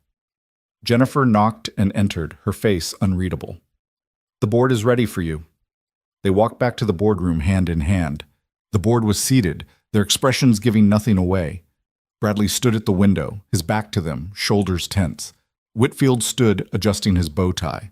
We've deliberated extensively about the situation at hand, about the leadership of this company, and what's best for its future. Daniel felt Olivia's hand tighten in his. While we have some concerns about the rapid nature of recent personal developments, Whitfield continued, we cannot ignore the fact that Ms. Mercer has successfully grown this company by 300% over the past 5 years. Her leadership, while unconventional, has been undeniably effective. Bradley turned from the window, his face a mask of controlled fury. Furthermore, Constance Fairfield added, Mr. Morrison's handling of the situation, the personal attacks, the questionable acquisition of private financial information, the attempt to weaponize Miss Mercer's personal life shows a lack of judgment that concerns us greatly. The vote, Whitfield announced, was 5-2 in favor of maintaining current leadership. Ms. Mercer, you retain your position as CEO. Mr. Morrison, the board will be reviewing your position as CFO in a separate meeting this afternoon. Olivia's knees actually buckled. Daniel caught her, held her up, felt her whole body shaking with relief. Thank you, she managed. Thank you for your confidence. Don't thank us yet, Whitfield said sternly. We'll be watching closely. This marriage, this sudden stability, it had better be genuine, Ms. Mercer, for all our sakes. They left the building together, stepping out into the bright Chicago afternoon. The wind had died down, and the sun felt warm on Daniel's face. We did it, Olivia breathed. We actually did it. You did it, Daniel corrected. I just stood there and looked supportive. You did more than that. You were... God, Daniel, you were incredible. The things you said in there. Which parts were true? He asked, genuinely curious about her improvisation. All of it, she said quietly. Every single thing I said about you was true. I've been paying attention. They stood there on the sidewalk, business people flowing around them like water around stones, and Daniel realized that somewhere in the last week, the lines between fake and real had started to blur. We should celebrate, Olivia said. Dinner? My treat. Actually, Daniel checked his watch. We really do need to pick Max up. Not for a presentation, but it's Monday, which means astronomy club after school, and he hates when I'm late. We? You're invited. If you want. Fair warning, it's basically a dozen 8-year-olds arguing about whether Pluto should be a planet while eating too many fruit snacks. That sounds perfect, Olivia said, and she seemed to mean it. As they walked to Daniel's car, Olivia's phone rang. She looked at it, then declined the call. Bradley? Daniel asked. My father, she said, probably calling to tell me I'm making a mistake. Are you? She looked at him, this man who'd agreed to save her company, who'd stood up to a room full of sharks for her, who was now inviting her to his son's astronomy club like it was the most natural thing in the world. Probably, she said, but it's the best mistake I've ever made. The astronomy club was held in the basement of Max's school, which had been transformed into a makeshift planetarium with Christmas lights for stars and painted cardboard planets hanging from the ceiling. Max's face lit up when he saw them both walk in. Olivia! You came! Come see my Mars project! He grabbed her hand, pulling her toward a table covered in red sand and carefully constructed mountains. Daniel watched as Olivia listened intently to Max's explanation of Olympus Mons, asking questions that made his son beam with pride. Mrs. Peterson, the club advisor, sidled up to Daniel.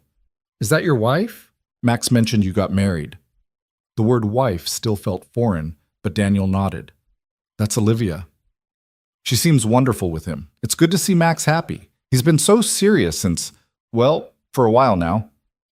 Daniel watched as Max demonstrated something with a flashlight and a tennis ball, Olivia crouching down to his level to see better, her designer dress pooling on the dusty floor.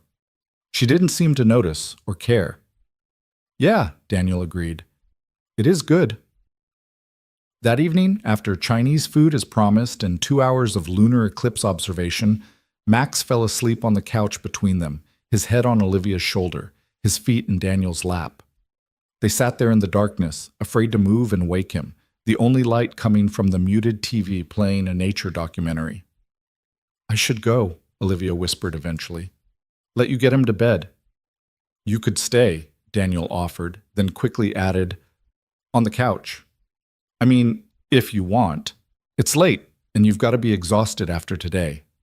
I have a driver waiting downstairs. Oh, right, of course, but she didn't move and neither did he. Max mumbled something about crater formations in his sleep, and they both smiled. This is dangerous, Olivia said softly. What is? This, playing house, pretending to be a family. It would be easy to forget what this really is. What is it really? She looked at him across their sleeping almost sun, and in the blue light from the TV he could see the vulnerability she usually kept hidden. I don't know anymore, she admitted. I thought I did, but now I don't know. Before Daniel could respond, her phone buzzed. She carefully extracted herself from under Max and checked it. The European investors want to meet tomorrow, in Paris. I have to fly out tonight. Tonight? But you just won. Can't you tell them to wait? That's not how it works. They own 30% of my company. If I don't go, they'll see it as weakness. She gathered her things quietly. I'll be back Wednesday night. Thursday at the latest. Max will be disappointed. He wanted to show you his science presentation. Tell him I'm sorry. Tell him... She paused at the door, looking back at them. Tell him I'll bring him something from Paris. What do 8-year-olds like from Paris? He's not a typical 8-year-old. No, she agreed. He's extraordinary, like his father. Then she was gone, leaving Daniel sitting in the dark with his son, wearing a wedding ring that was starting to feel less foreign, wondering how something that started as a lie could feel so much like coming home. Tuesday morning came with Max asking about Olivia before his eyes were fully open. Did she leave for her trip already? She didn't say goodbye. She had to go late last night, buddy. Emergency meeting in Paris. But she said to tell you she's sorry and she'll bring you something back. Max considered this while pouring cereal with mathematical precision. Dad, do you think she actually likes us, or is she just pretending because she has to? The question hit Daniel like a punch to the gut. What makes you ask that? Tommy's stepmom pretended to like him at first. Then after the wedding, she changed. She doesn't come to his school stuff anymore. Max looked up with those two wise eyes. I just don't want you to be sad again. Daniel pulled his son into a hug, breathing in the smell of his strawberry shampoo. I think Olivia genuinely cares about us. But even if things change, we'll be okay. We're always okay, right? Right, Max agreed, but he didn't sound entirely convinced. The day felt off without Olivia's presence, which was strange considering Daniel had known her for barely a week. He found himself checking his phone constantly, but she didn't text or call. Radio silence from Paris. That evening, while helping Max with homework, Daniel's phone finally buzzed. Not a text, but an email with an attachment. The message was brief. Thought Max might like this. Oh.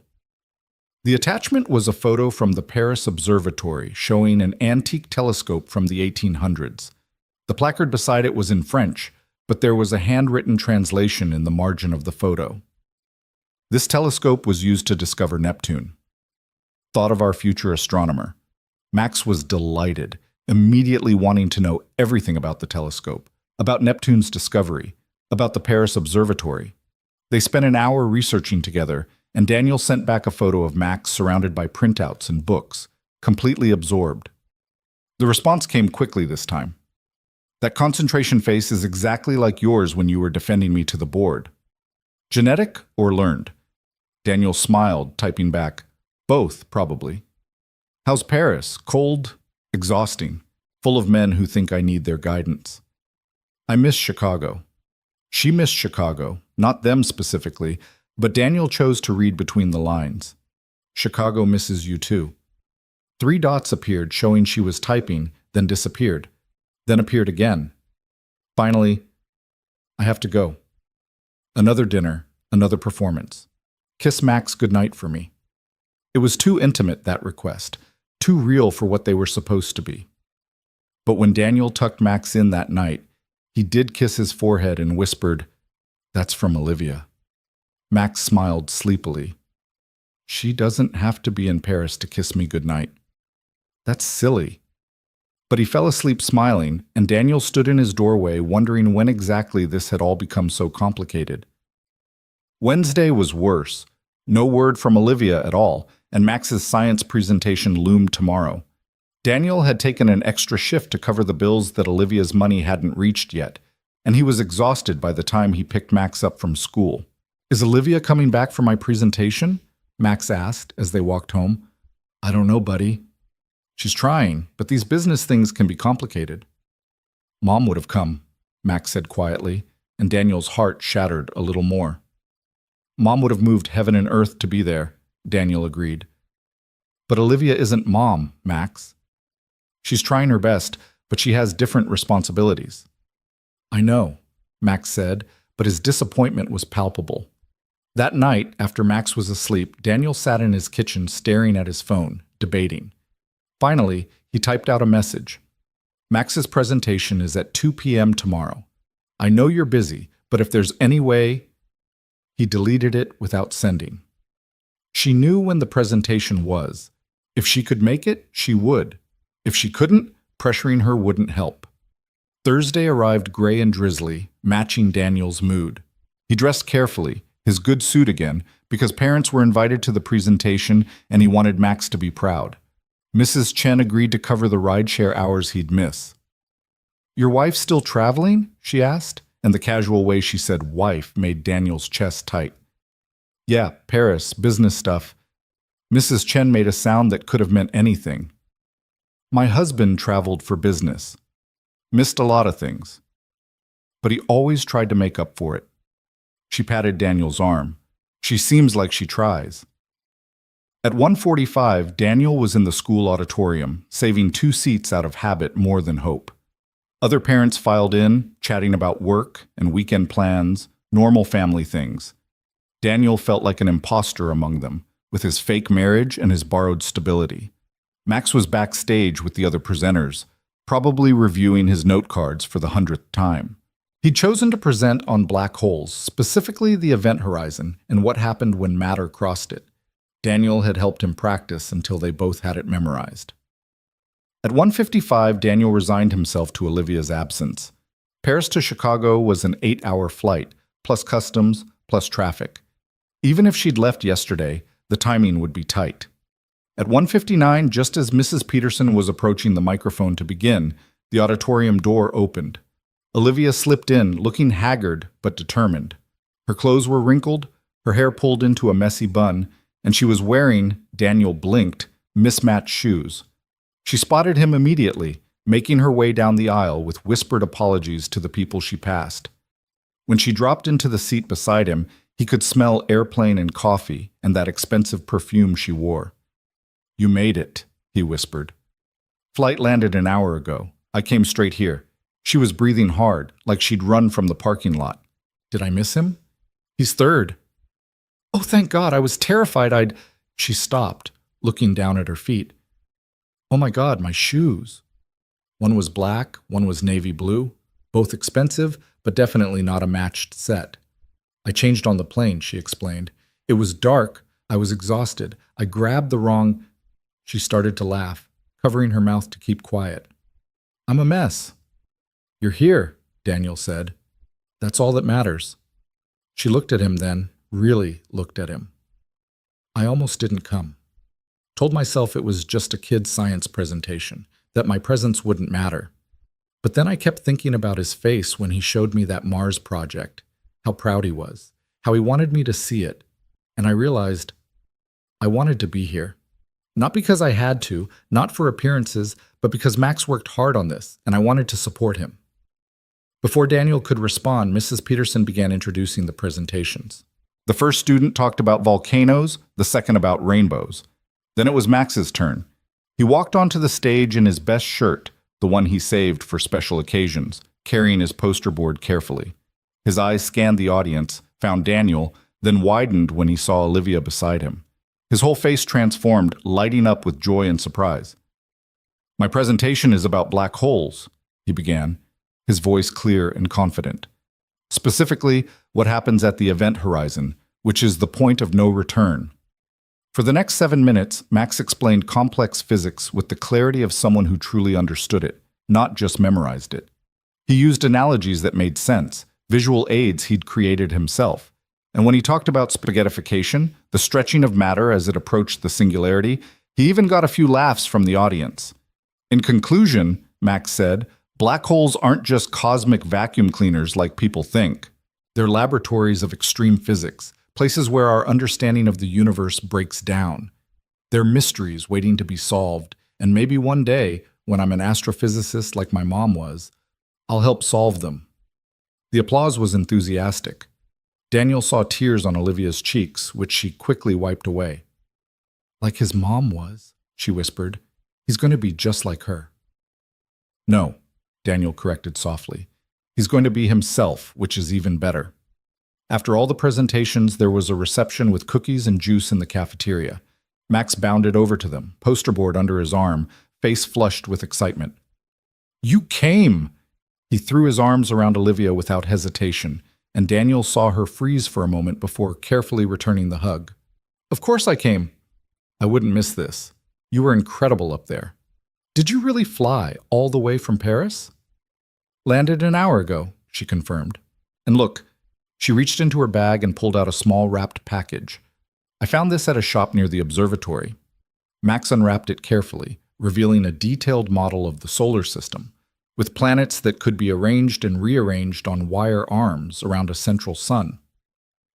"The shopkeeper said it's to scale," Olivia explained. "The distances aren't, obviously, or Neptune would be in the parking lot, but the planet sizes are accurate." "This is perfect," Max breathed. "Look, Dad, you can even see Jupiter's great red spot." As Max examined his gift, pointing out details to anyone who would listen, other parents approached to congratulate him. Several mothers gave Olivia curious looks. News of Daniel's sudden marriage had clearly made the rounds. "You must be the new Mrs. Hayes," one of them said, extending a manicured hand. "We heard Daniel had remarried." So quickly, too. There was judgment in her tone, thinly veiled disapproval. Olivia straightened and Daniel saw the CEO emerge, the woman who'd faced down boardrooms full of hostile investors. "Yes, it was quick," Olivia agreed pleasantly. "When you know, you know." "Besides, at our age, why waste time? Life's too short to wait for the approval of people who don't matter." The woman retreated, properly chastened, and Daniel had to hide his smile. "That was mean," he murmured. "That was necessary," Olivia corrected. "They've been circling you like vultures, haven't they? The single moms wondering if the grieving widower is ready to date. How did you—" "I saw 3 of them checking your ring finger when we walked in." She paused. "Was I wrong? Should I have been nicer?" "No," Daniel admitted. "You were perfect." They stayed for the entire reception, Olivia asking other kids about their projects with genuine interest, charming the teachers, playing the role of stepmother so naturally that Daniel almost forgot it was an act. When she laughed at something Max said, when she automatically fixed his collar that had gotten flipped up, when she remembered that he didn't like orange juice and steered him toward apple instead, these weren't performative gestures. They were real, unconscious, caring. As they were leaving, Max walking between them carrying his poster and his planet model, Mrs. Peterson pulled Daniel aside. "She seems wonderful," the teacher said. "Max has been talking about her all week. It's good to see him excited about something besides school." "She's been good for both of us," Daniel said, surprising himself with the honesty of it. In the parking lot, Olivia swayed slightly, exhaustion finally catching up. Daniel caught her elbow, steadying her. "When's the last time you slept?" "What day is it?" "Thursday." "Then Tuesday? Maybe?" The flights blend together. "You're not driving anywhere," Daniel said firmly. Come on, I'll take you home. My car. We'll be fine here overnight. Max, hop in the back. Olivia didn't protest further, which told him how tired she really was. She fell asleep almost immediately, her head against the window, looking younger and more vulnerable than he'd ever seen her. Is she okay? Max asked quietly. Just tired. She flew all night to make it to your presentation. Really? Really? Max was quiet for a moment. That's what Mom would have done. Yeah, Daniel agreed. It is. He drove to Olivia's penthouse, which he'd never actually seen. The building was intimidatingly luxurious, all marble and doormen, and probably a dozen security cameras. The doorman clearly recognized Olivia, but gave Daniel a suspicious look. It's fine, George, Olivia mumbled, half awake. This is my husband. George's eyebrows shot up, but he said nothing, just opened the door for them. The private elevator to the penthouse required a special key, which Olivia fumbled with before Daniel took it from her and figured it out. Max was uncharacteristically quiet, taking in the opulence with wide eyes. The penthouse itself was stunning, floor-to-ceiling windows with views of the entire city, modern furniture that looked more like art than something you'd sit on, and a strange emptiness, like a museum after hours. Guest room's second door on the right, Olivia mumbled, already heading toward what must be her bedroom. Make yourselves at home. She disappeared down the hallway, and Daniel heard a door close. Dad, Max whispered, this place is huge. Yeah, it is. Where are her pictures? Her stuff? Daniel looked around and realized Max was right. There were no personal touches, no photos, no clutter that indicated someone actually lived here. It was beautiful but cold, like a high-end hotel suite. Maybe she keeps them in her room, Daniel suggested. But he was thinking about his own apartment, every surface covered with evidence of their life. Max's drawings, Sarah's photos, the detritus of actual living. They found the kitchen, pristine and clearly rarely used, and Daniel managed to make sandwiches from the meager supplies in the refrigerator. Max sat at the massive marble island, still taking it all in. Is this where we're going to live? He asked. Sometimes, Daniel said carefully. We haven't worked out all the details yet. I like our apartment better. It feels more real. Me too, buddy. After they ate, Daniel found blankets in a closet that seemed dedicated entirely to linens and made up the couch for them to watch TV. The remote control had more buttons than the space station, but they eventually figured out how to find Max's favorite science channel.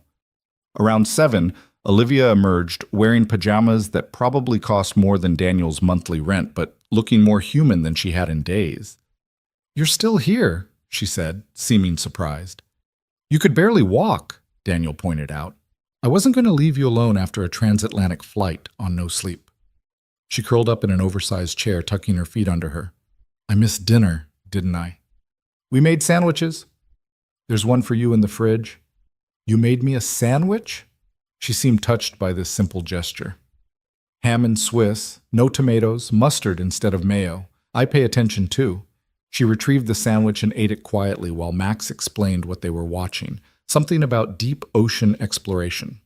Daniel noticed she was wearing the wedding ring, even though she was home, even though there was no one to perform for. How did Paris actually go? He asked during a commercial. They're placated for now. The marriage helped. Apparently I'm more stable as a married woman. The sexism is exhausting. She paused. Bradley's been fired. The board voted yesterday. Good. He's threatening to sue. Says I manipulated the situation, used my feminine wiles to turn the board against him. Let him try, Daniel said.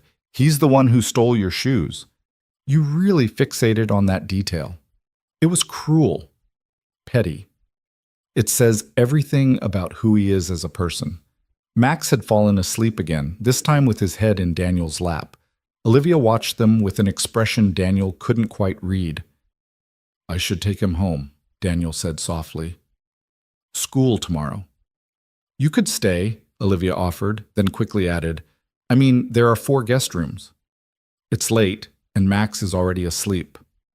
Daniel looked down at his son, then at Olivia, alone in this massive, empty penthouse. Okay, he said. We'll stay. He He carried Max to one of the guest rooms, which was bigger than their entire apartment. The bed was enormous, the sheets probably had a thread count in the thousands, and Max barely stirred when Daniel tucked him in. When he returned to the living room, Olivia had poured 2 glasses of wine and was standing by the windows looking out at the city lights. "This is what I worked for," she said as he joined her. "This view, this success, this proof that I could make it without my parents' help or approval. And it's the loneliest place in the world at 3 in the morning." They stood in comfortable silence, sipping wine, watching Chicago sparkle below them. "Thank you," Olivia said suddenly. "For this week. For the marriage, yes, but more than that. For letting me into your life, into Max's life. For making me feel like I could belong somewhere." "You do belong," Daniel said without thinking. She looked at him, and for a moment the air between them shifted, charged with possibility. She leaned toward him slightly, and he found himself leaning too, drawn by something stronger than logic or contracts. Then a siren wailed on the street below, breaking the spell, and they stepped apart. "I should get some sleep," Olivia said quickly. "Long day tomorrow." "Right, of course," but neither moved. They stood there, 2 people bound by law but separated by circumstance, wanting something they couldn't quite name. "Daniel," Olivia started, then stopped. "Never mind. Good night." "Good night, Olivia." She headed toward her bedroom, pausing at the hallway.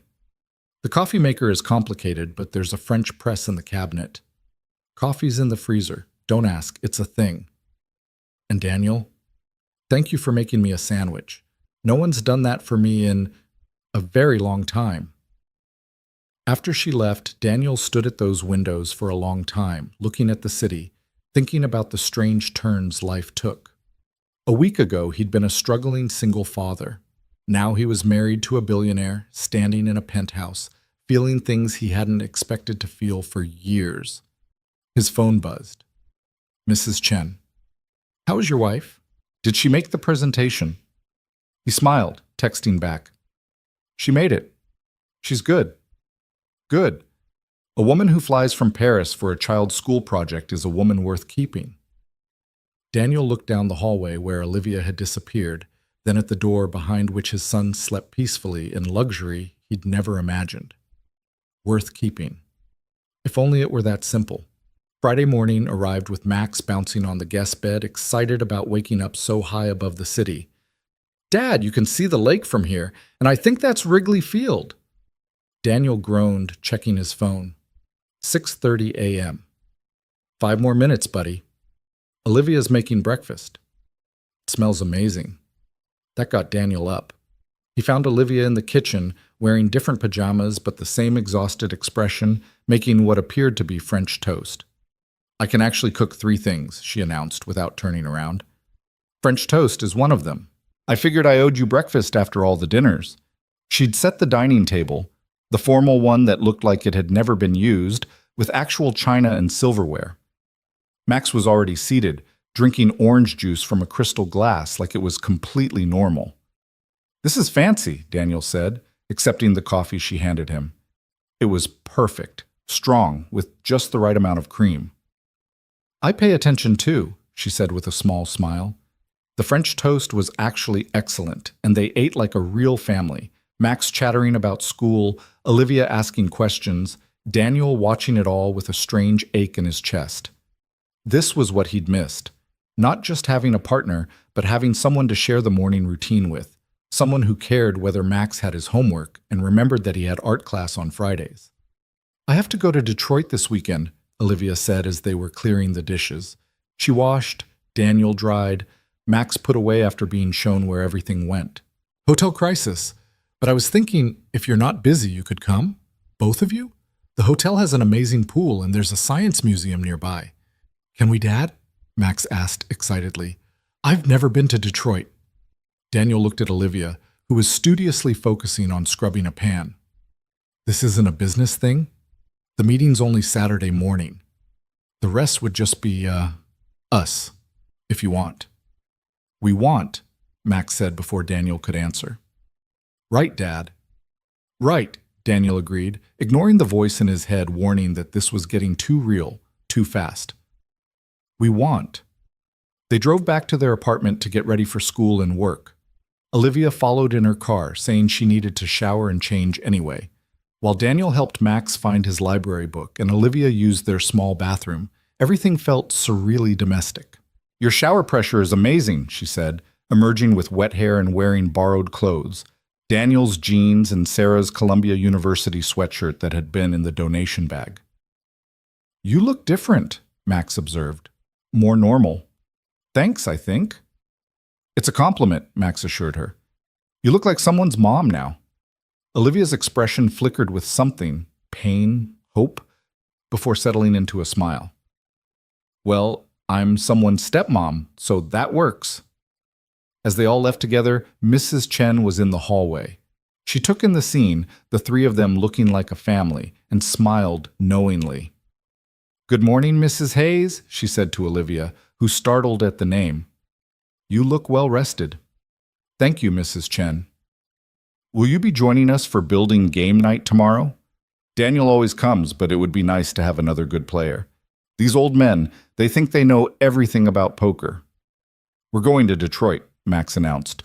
"Olivia has a hotel there, and there's a science museum and a pool." "How wonderful," Mrs. Chen said, her eyes twinkling. "Family trips are important." In the car, driving Max to school, Daniel caught Olivia's eye in the rearview mirror. She was sitting in the back with Max, helping him practice spelling words. And for a moment, just a moment, Daniel let himself imagine this was real. That she was his wife, not just legally, but truly. That Max was getting a second chance at having a complete family. That the three of them were building something lasting. "Dad, you missed the turn," Max pointed out. Daniel shook his head, focusing on the road. This was temporary. A business arrangement. He couldn't afford to forget that, no matter how real it felt. But as they pulled up to the school and Olivia kissed Max's forehead for luck on his spelling test, a gesture so natural neither of them seemed to notice it, Daniel wondered if maybe, just maybe, some of the best things in life started as accidents. "See you tonight," Olivia said through the window. "I'll pick you both up at 6. Pack swimsuits. As she drove away, Max said, "Dad, I think she really likes us." "Yeah, buddy," Daniel agreed, watching her car disappear into traffic. "I think she does." What scared him wasn't that Olivia might be pretending. What scared him was the growing certainty that none of them were pretending anymore. The drive to Detroit took 4 hours, with Max providing running commentary on everything from wind farms to the history of the automobile industry, which he'd researched specifically for this trip. Olivia had picked them up in a different car, a comfortable SUV instead of the intimidating Mercedes. And she let Max choose the music, which meant they listened to an eclectic mix of classical pieces from Cosmos and modern pop songs he'd heard at school. "Did you know," Max said somewhere around Battle Creek, "that Detroit has the oldest aquarium in the country? Built in 1904. Can we go?" "We can go wherever you want," Olivia said, glancing at Daniel. "Well, within reason." "What's the hotel like?" Max asked. "Is it fancy like your apartment?" "It's different. It's one of my restoration projects, a 1920s building that used to be a department store. We kept all the original architecture but modernized everything else. There's actually a telescope on the roof." "Really?"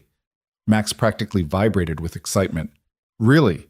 The city lights make it hard to see much, but you can definitely see the moon and some planets." Daniel watched her interact with his son, the easy way she'd learned to navigate his intensity, his questions, his peculiar mix of child and old soul. She never talked down to him, never dismissed his interests, never seemed impatient with his endless curiosity. "You're good with him," he said quietly, while Max was absorbed in watching the landscape change. "He makes it easy," Olivia replied. "He's just himself. No pretense, no games. It's refreshing. Most people find him exhausting. Most people are idiots." They arrived at the hotel just as the sun was setting, painting the restored brick facade gold. The Mercer Detroit was smaller than Daniel had expected, boutique-sized with Art Deco details lovingly preserved. The doorman greeted Olivia by name, his face lighting up with genuine pleasure. "Miss Mercer, we weren't expecting you until tomorrow." "Change of plans, Robert," This is my husband Daniel and our son Max. Our son. The words slipped out so naturally that Daniel wasn't sure she'd even noticed saying them. But Max had. His eyes widened slightly, and a small smile played at the corners of his mouth. Their suite was on the top floor, not the penthouse, but close enough, with 2 bedrooms, a living area, and windows overlooking the river. Max immediately gravitated toward the telescope mounted near the window, checking its specifications with the intensity of a quality control inspector. "This is a good one," he announced. "Not research grade, but definitely better than mine at home." "High praise," Olivia said, setting down their bags. "The restaurant downstairs is excellent, or we could order room service if you're tired from the drive." "Room service," Max said immediately. "I've never had room service." They ordered too much food, burgers and pasta and salads and desserts, and ate sitting on the floor around the coffee table while watching a documentary about the Mars rover that Max had been wanting to see. It felt like a family vacation, the kind Daniel had always imagined taking but never could afford. After Max had fallen asleep in his room, exhausted from the drive and the excitement, Daniel and Olivia sat on the suite's small balcony, looking out at the Detroit lights. "Thank you for this," Daniel said, "for including Max." "You didn't have to." "I wanted to," Olivia said simply. "Is that okay? That I wanted to?" "It's more than okay. It's just, this is supposed to be fake, right? A business arrangement? But this doesn't feel fake." Olivia was quiet for a long moment. "No," she finally agreed. "It doesn't." "So what are we doing?" "I don't know," she admitted.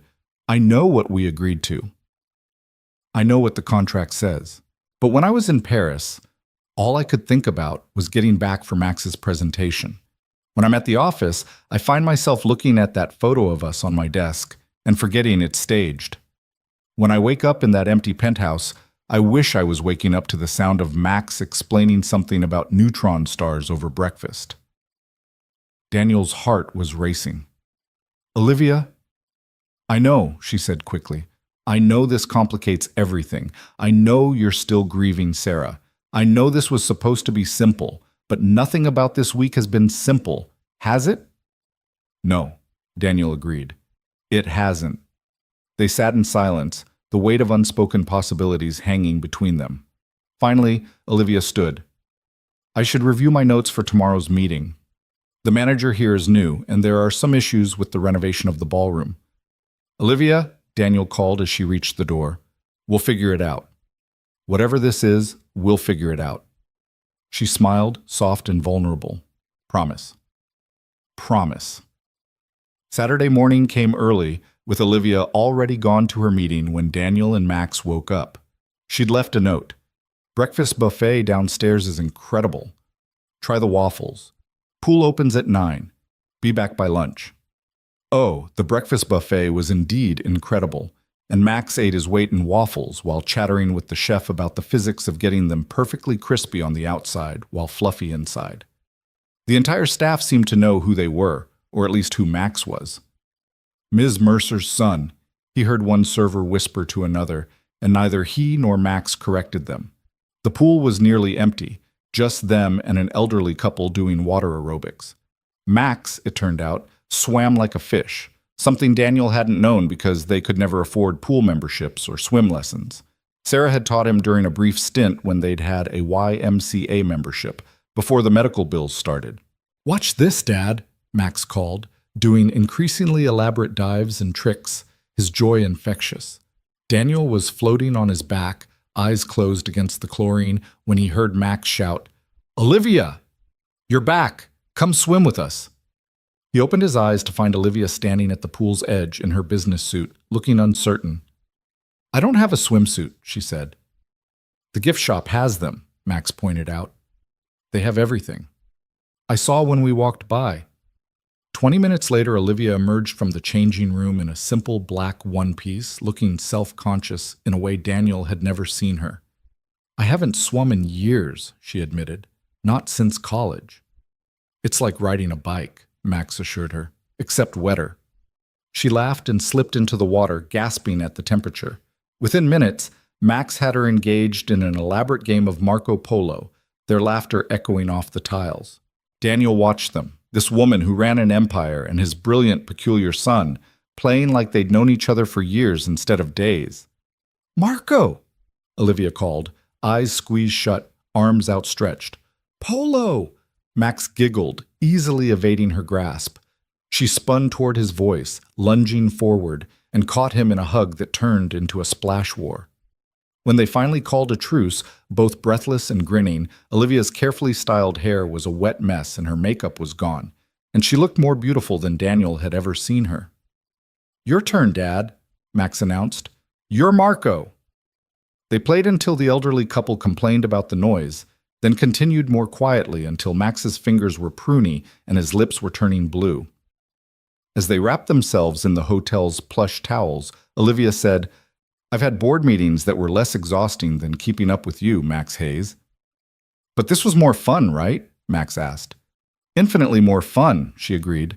They had lunch at a small diner Olivia knew about. Nothing fancy, just good food and comfortable booths. Max drew on the paper placemats while they waited for their food, creating elaborate star maps from memory. "That's actually accurate," Olivia said, impressed. "How do you keep all of that in your head?" "Mom taught me a trick," Max explained. "She said the stars tell stories, so if you remember the stories, you remember the stars." "Like, see Orion? He's hunting, right?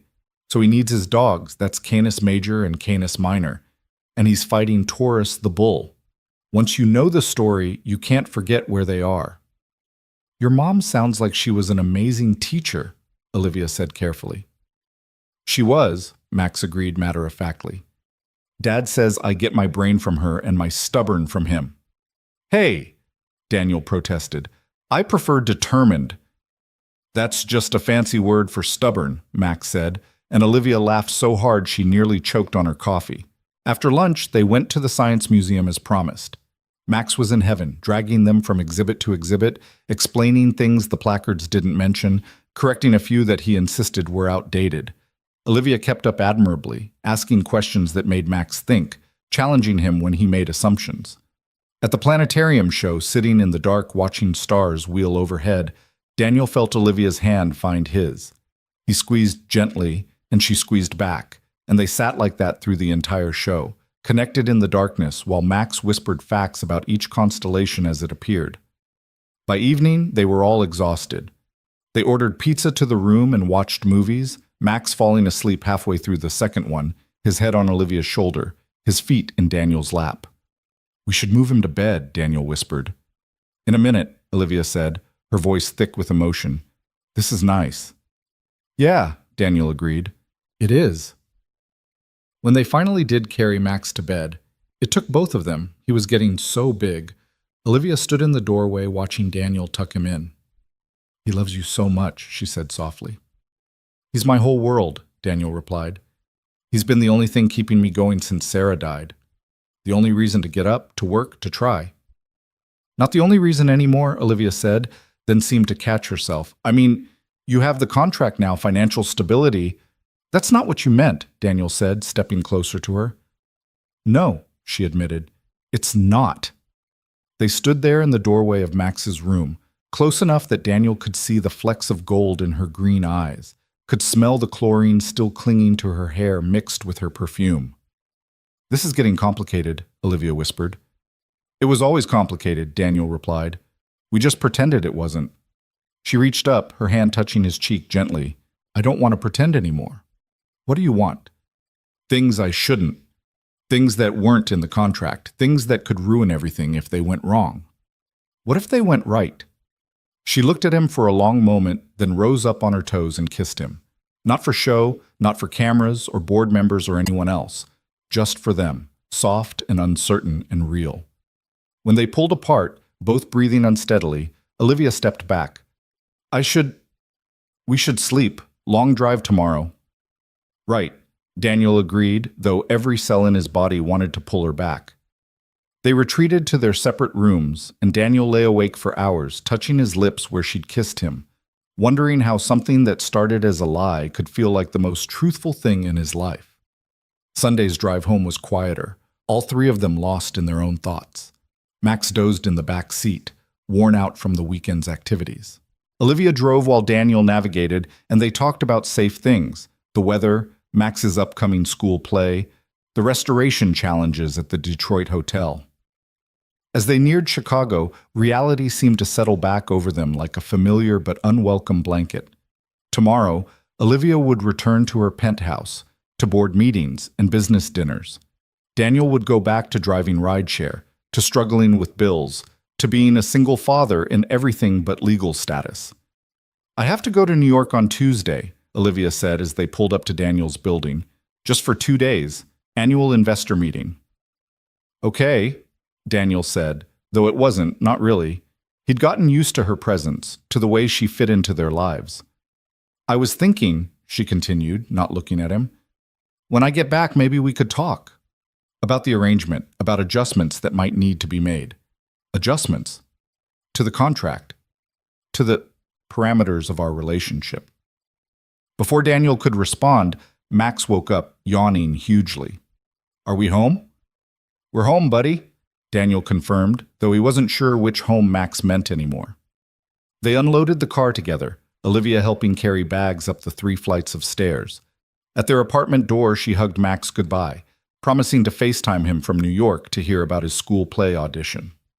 "Bye, Olivia," Max said, then paused. "Is it okay if I call you Liv?" Olivia is really long. She looked stunned, then pleased. Liv is perfect. Max disappeared inside to use the bathroom, leaving Daniel and Olivia alone in the hallway. "Thank you for this weekend," Daniel said. "It was perfect." "It was, wasn't it?"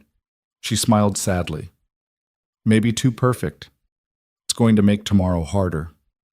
"Tomorrow's always hard, but we keep going anyway." She kissed his cheek, lingering a moment longer than necessary. "Good night, Daniel. Good night, Liv." She smiled at the nickname coming from him, then headed down the stairs. Daniel watched until he couldn't see her anymore, then went inside to find Max setting up his telescope by the window. "Dad, do you think Liv will really call from New York?"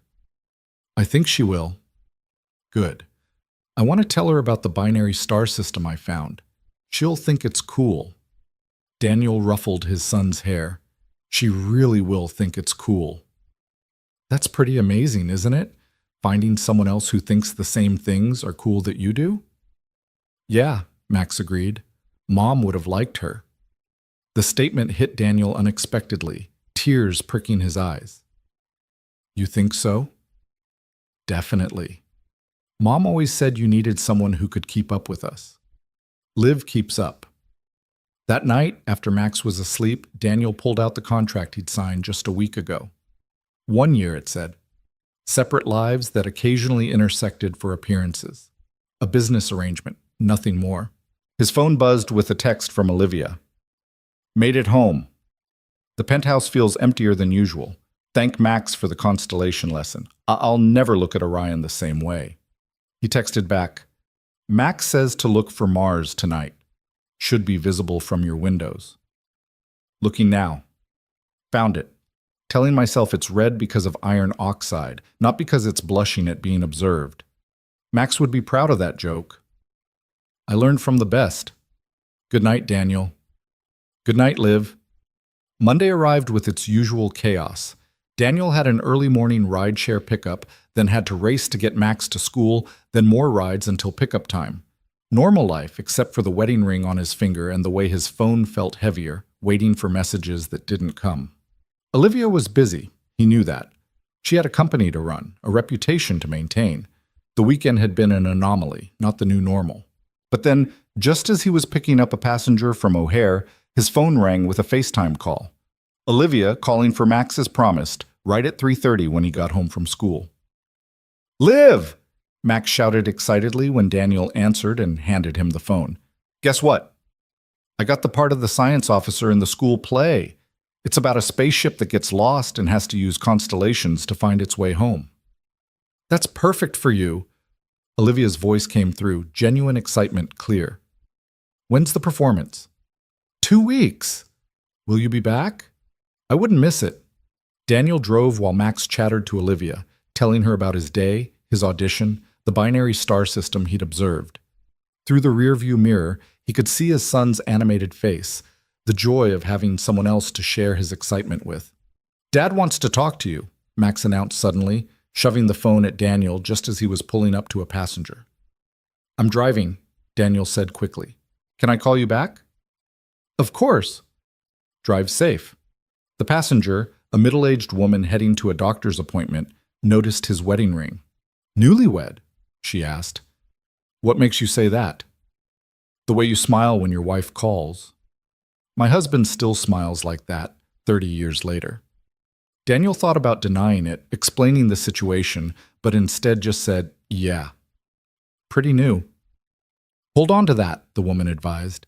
"The smile, I mean. It's easy to lose in the day-to-day, but it's the most important thing." That evening, Daniel called Olivia back after Max was in bed. She was in her hotel room, looking tired but pleased.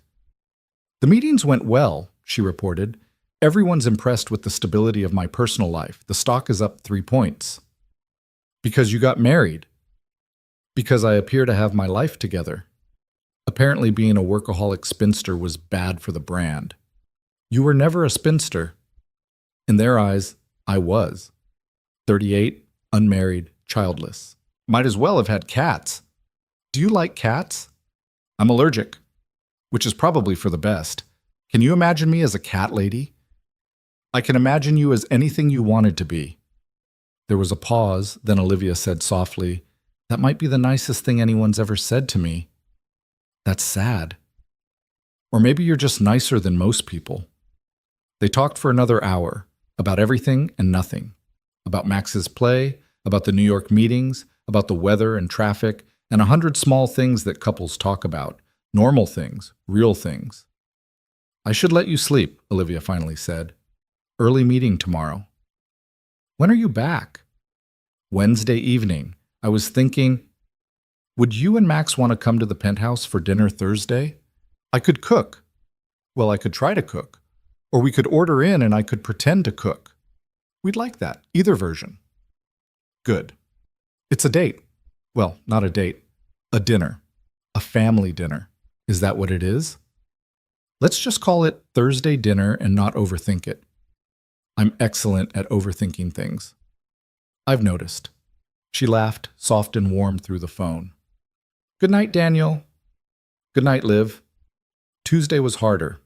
No calls, just a few texts. Olivia was in back-to-back meetings, dealing with some crisis in Boston. Daniel drove longer hours, trying to make up for the time he'd taken off for Detroit. Max worked on his lines for the play, practicing in front of the mirror with serious determination. "Do you think Liv will help me practice?" he asked over dinner. "I'm sure she will. She's good at voices. She did all different ones when we were playing Marco Polo." Daniel smiled at the memory. "She was pretty good at Marco Polo." "For someone who hasn't swum in years," Max added, mimicking Olivia's tone perfectly. "Don't make fun." "I'm not." "I like her voice. It's smooth, but not fake smooth. Tommy's stepmom has fake smooth voice. Liv's is real smooth. That's very specific." "Words matter," Max said seriously. "Mom always said that. Use the right words and people understand you better." Wednesday dragged. Olivia's flight was delayed, then delayed again. She texted apologies, saying she'd probably land too late to see them. Daniel told her it was fine, they'd see her Thursday, but Max's disappointment was palpable. "She's busy," Daniel reminded him. "She has a big job, lots of responsibilities." "I know," Max said quietly. Mom was busy too, before she got sick. The comparison hung in the air, unspoken implications heavy between them. Daniel pulled Max into a hug. "Liv's not going anywhere," he promised, hoping it was true. "How do you know?" "Because she promised to help you with your lines. And Olivia Mercer doesn't break her promises." At 10:30 that night, just as Daniel was about to go to bed, there was a knock at the door. He opened it to find Olivia still in her business clothes, looking exhausted but smiling. "I know it's late," she said quickly. I wanted to see you, both of you." "Is Max asleep?" "Yeah, but can I just peek in?" "I won't wake him." Daniel led her to Max's room where she stood in the doorway, watching him sleep with his stuffed elephant, surrounded by glow-in-the-dark stars on his ceiling. "I missed you guys," she whispered. "Is that crazy?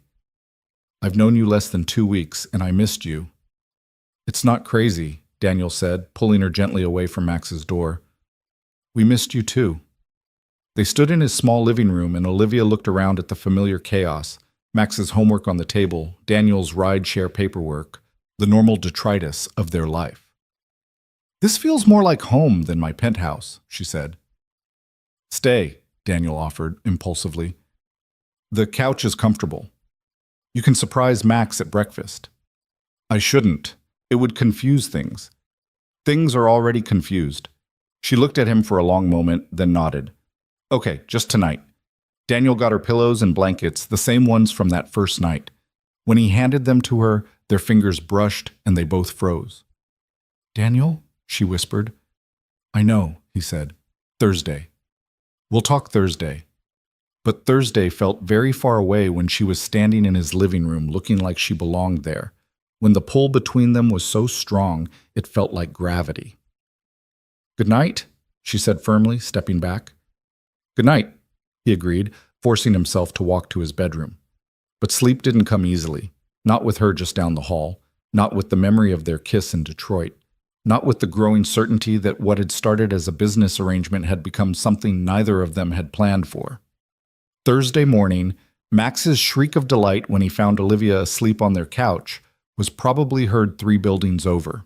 "Liv! You're here! Dad, Liv's here!" "I see that, buddy."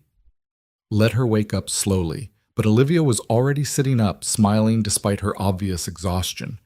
"Good morning, Max." Surprise. The best surprise! "Can you help me practice my lines? Can you make breakfast? Can you—" "Max," Daniel interrupted gently. "Let her have coffee first." "Right, coffee, I'll make it." As Max busied himself with the coffee maker, he knew exactly how both Daniel and Olivia took theirs.